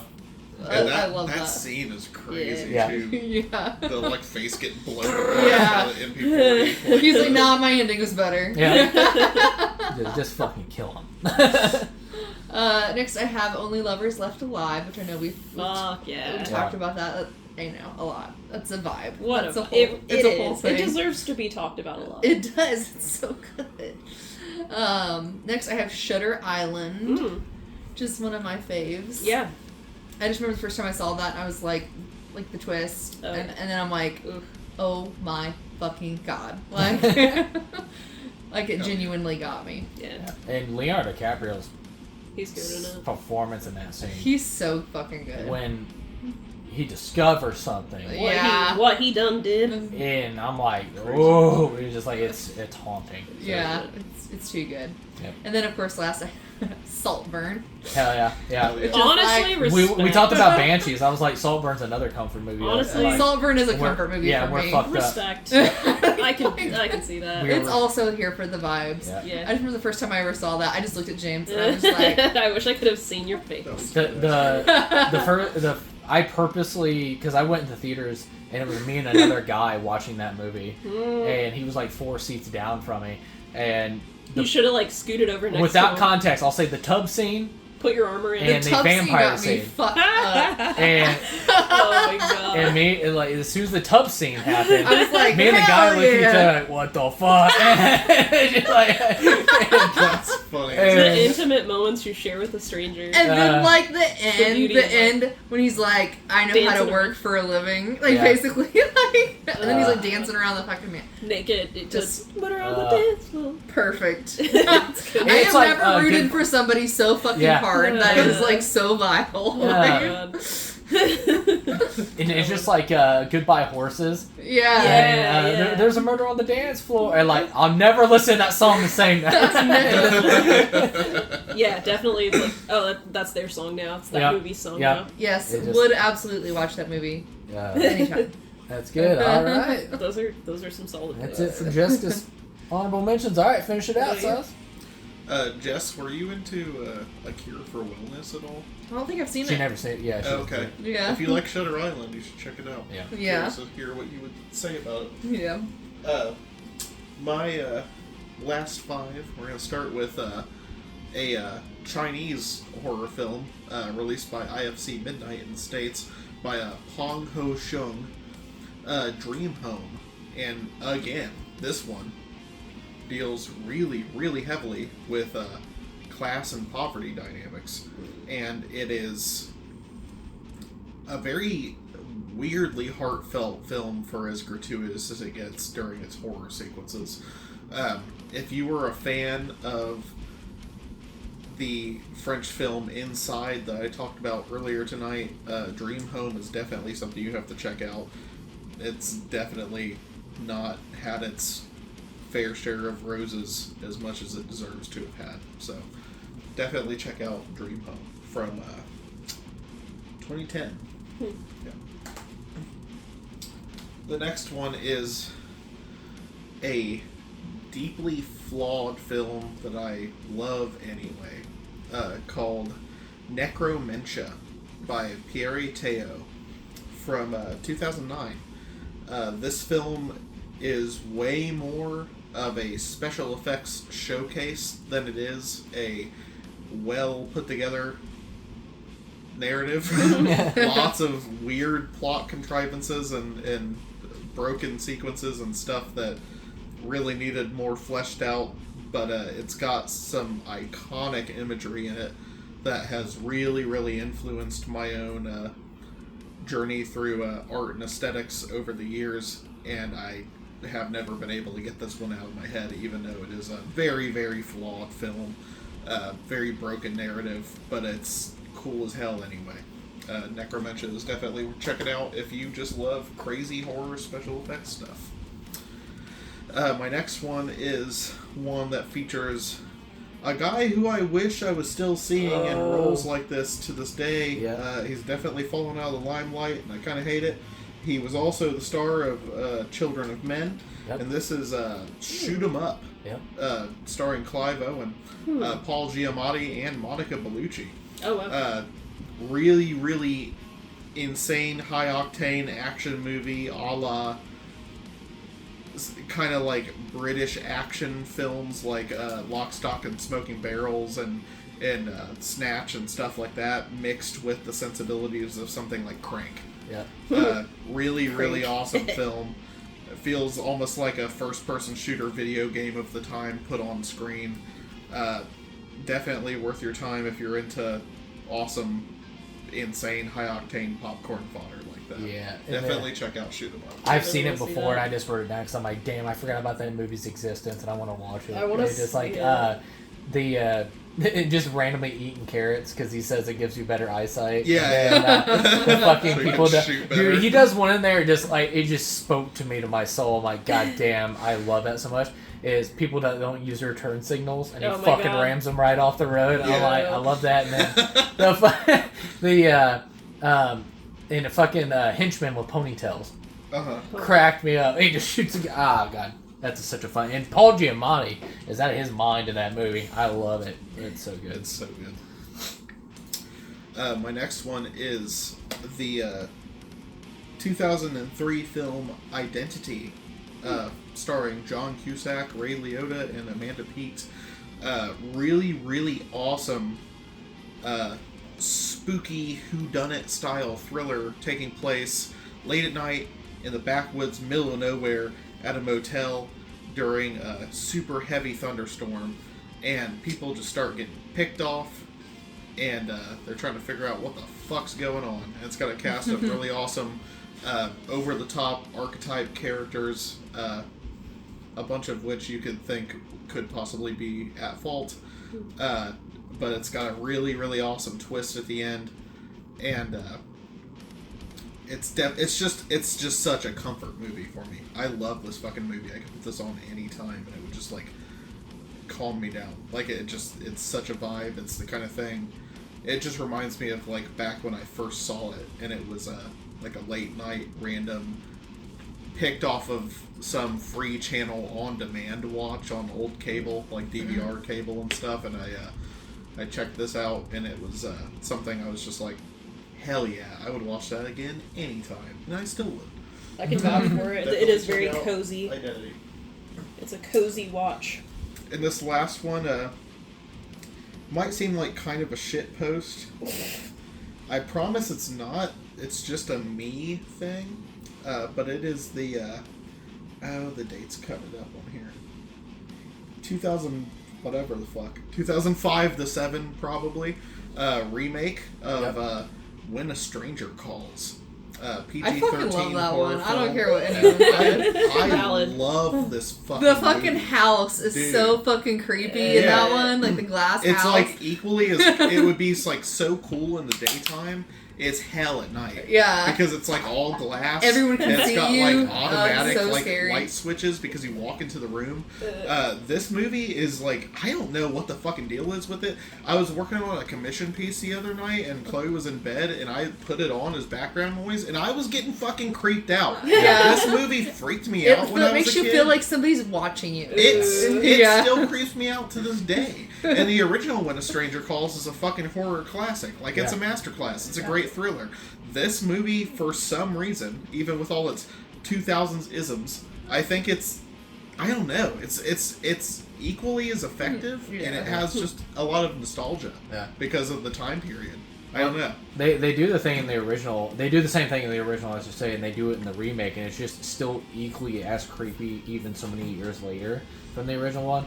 Is when they say, you know, can you trace this call? Oh, it's coming and they're from like, inside the house. We'll call you back after we trace trace the call, and then I'm getting goosebumps just thinking about it. And they call back, and the call is coming from inside the house. I'm like, fuck that! Which is like kind of an iconic saying. Yeah. It is. It really is. Yeah. But that was the birth of it. That's what I'm trying to say. It's like, that was the godfather of it. So it dates back a long time. It's like an urban legend. It's actually a really common urban legend. Yeah. It's even in one of the scary stories to tell in the dark. I remember that one. It's called The Babysitter. Yeah. And there is this same story, and it's that exact narrative, and then at the end they say the call is coming from inside the house, get the children, get out, that kind of thing. And it's terrifying, but it was an urban legend that became like a meme in itself in terms of storytelling, and spread as soon as landline phones were like a big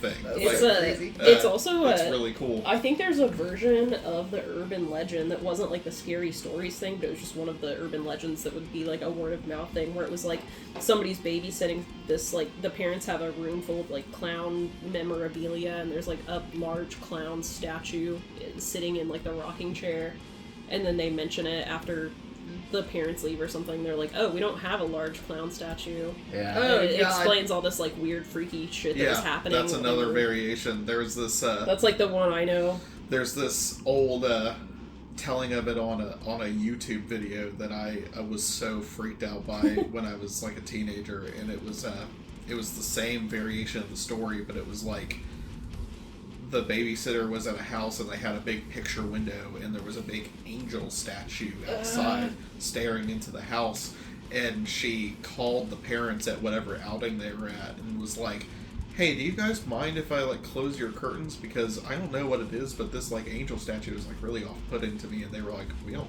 have an angel statue out in the yard. And then the ending of the story is like the parents come home and the kids and the babysitter are dead.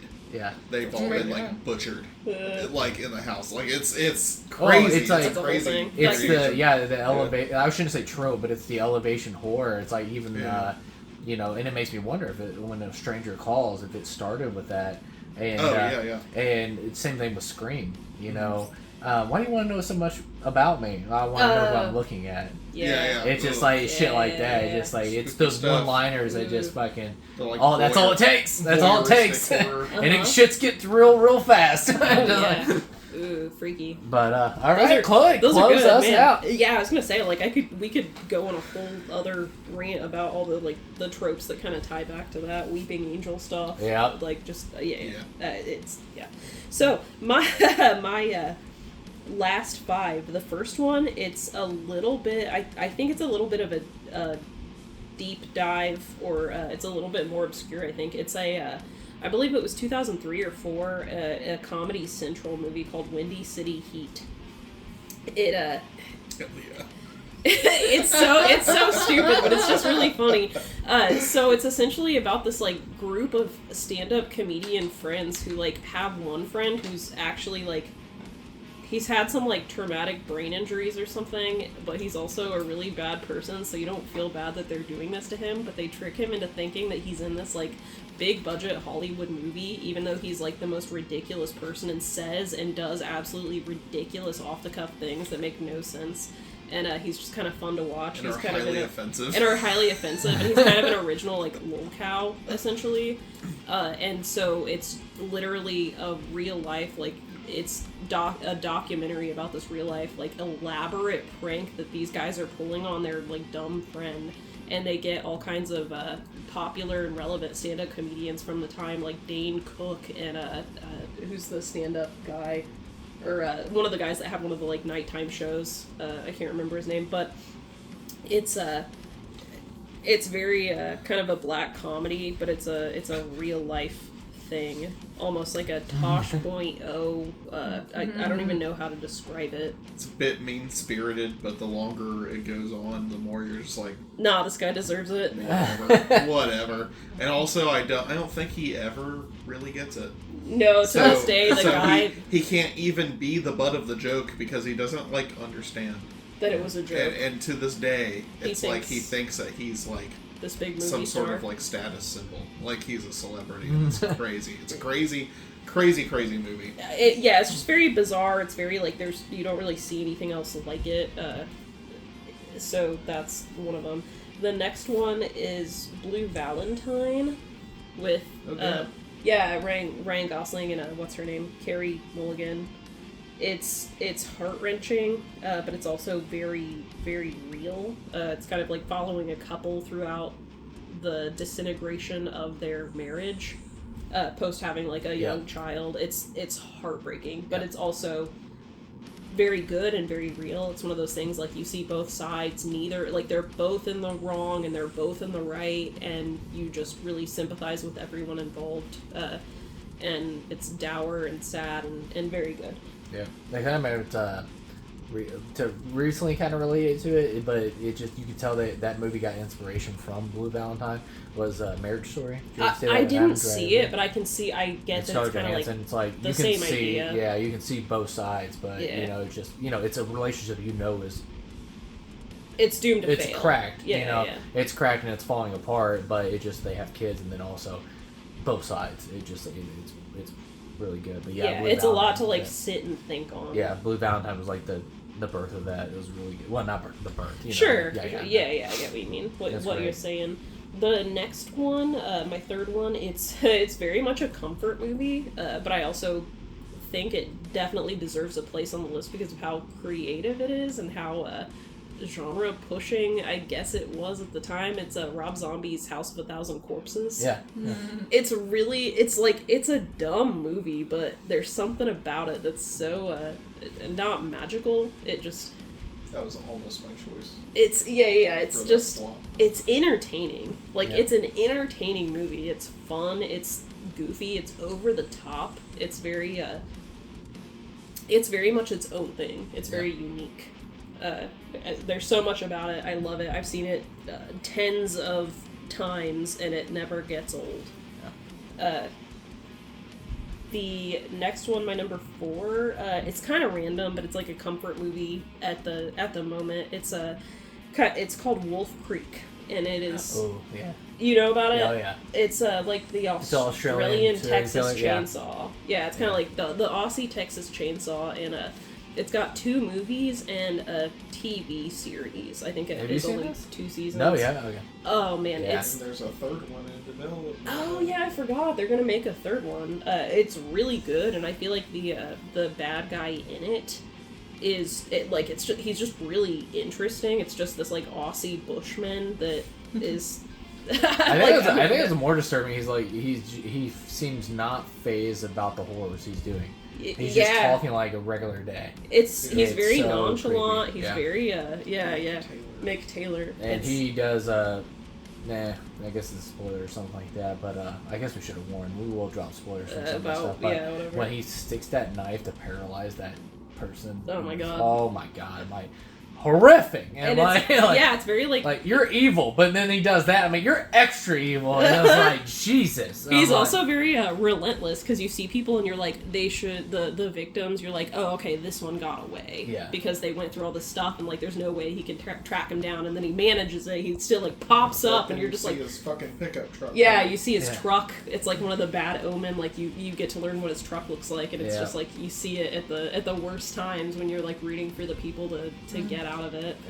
It's just a really fun time, and it's kind of a comfort thing right now. What was that one? I don't know why it popped in my head when you guys said the truck thing. What was that one where Paul Walker was in it, and it was a semi driver that was stalking them in Hollywood because Is it The Hitcher? The Hitcher, yeah. Oh yeah. We watched something the other night that had a trailer for that. He was just Chloe, telling I have me. to show you that. Yeah, he was just telling me. It's That's a good ass fucking movie. creepy. Yeah, it's crazy. It's, It's crazy. It's It's a good movie, Buffalo. Isn't it Buffalo Bill? Bill from Silence of the Lambs? Isn't he the truck driver's voice? Because you never see the Yeah, truck I remember. driver. Huh. Well, spoiler alert. You Yeah, never see the truck that's driver. fine. Maybe that's not what it is. Okay, maybe. I'm trying. Anyways, yeah. Sorry. Yeah. Yeah, you're. But yeah. That one's good though. Wolf's Creek, Okay. man. Yeah. That's Yeah, fucked up. yeah. Wolf Creek is really good. And then my last one is Bone Tomahawk. Hell yeah. Yeah. Oh God. I almost picked that too. It is it's another fucked up comfort movie. Yeah. Well, not a neo. It's just a western. Just like a modern Jessica's daddy's made in there. one. Paul. Patrick Wilson. So, does he have a lookalike in that? No, it's Patrick Wilson. Oh, Yeah, he's in it. God, It's her daddy. Not that kind of daddy. not that. Okay, the other yeah, daddy. kinky daddy, Got not Got it. little daddy. No, mine's Kurt Russell's. Yeah. No, the cast is stellar. But typically, like in The Conjuring, or like Insidious, Patrick Wilson. Help me. That's fair. Yeah. He just seems like been in so so many good supportive things. and like strong. Like, Like so this is a father he was a figure. daddy. Or he's like, I don't want to fucking die, so let's not. Nah, Bone Tomahawk's good. Cast is good. Yeah, I just got the Story's steel good. book of that. It's just like, brutal. It's brutal. Ugh. yeah. Yeah. Anything We- by we've Craig all seen Zoller. Craig Zoller. Is fucking there brutal. were a couple. I think I had a what was it? Did he do Brawl in Cell Block Brawl in Cell 99? Block 99, Or Dragged he, like, Across wrote it or Concrete. something. Dragged And then Across Concrete is Bone good. Tomahawk. Asylum Blackout. That Yeah. one was good. Yeah. So that was my 5. All right, My cool. last 5. All right, guys. Well, there you go. There's officially our part 1 of the top 10 21st century films.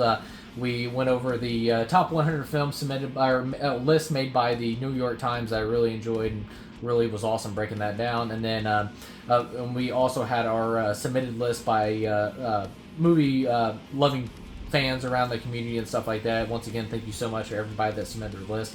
That was super awesome. And then also we just gave our honorable mentions going into what will be part 2, where we will give our top 10 films of the 21st century so far. But yeah, guys, we're 25 years deep into the 21st century and stuff like that. So many great films, and the reason why I wanted to do such a stretched out part 1, and I'm sure part 2 is going to be stretched out as well, but I just, I want to put films on people's radars that get lost in the abyss. Like I said, we're in the era of streaming right now, and I have so many people, and we've talked about it multiple times throughout this podcast, is people have never even heard of that film, but also if it's not on a streaming service or something like that, it's just lost in the abyss. So, like I said, that's the reason why I love talking about films, because I like to go to every corner, and once again, I sound like a broken record, but that's what I love about films, is everybody has their own corner in the cinematic universe, and I hope you enjoyed this part 1, so make sure you guys follow us over for part 2, and once again, thank you guys so much for doing the part 1, and then we'll get into part 2 as well, but I really appreciate it, and once again, guys, we'll see you in a minute for part 2.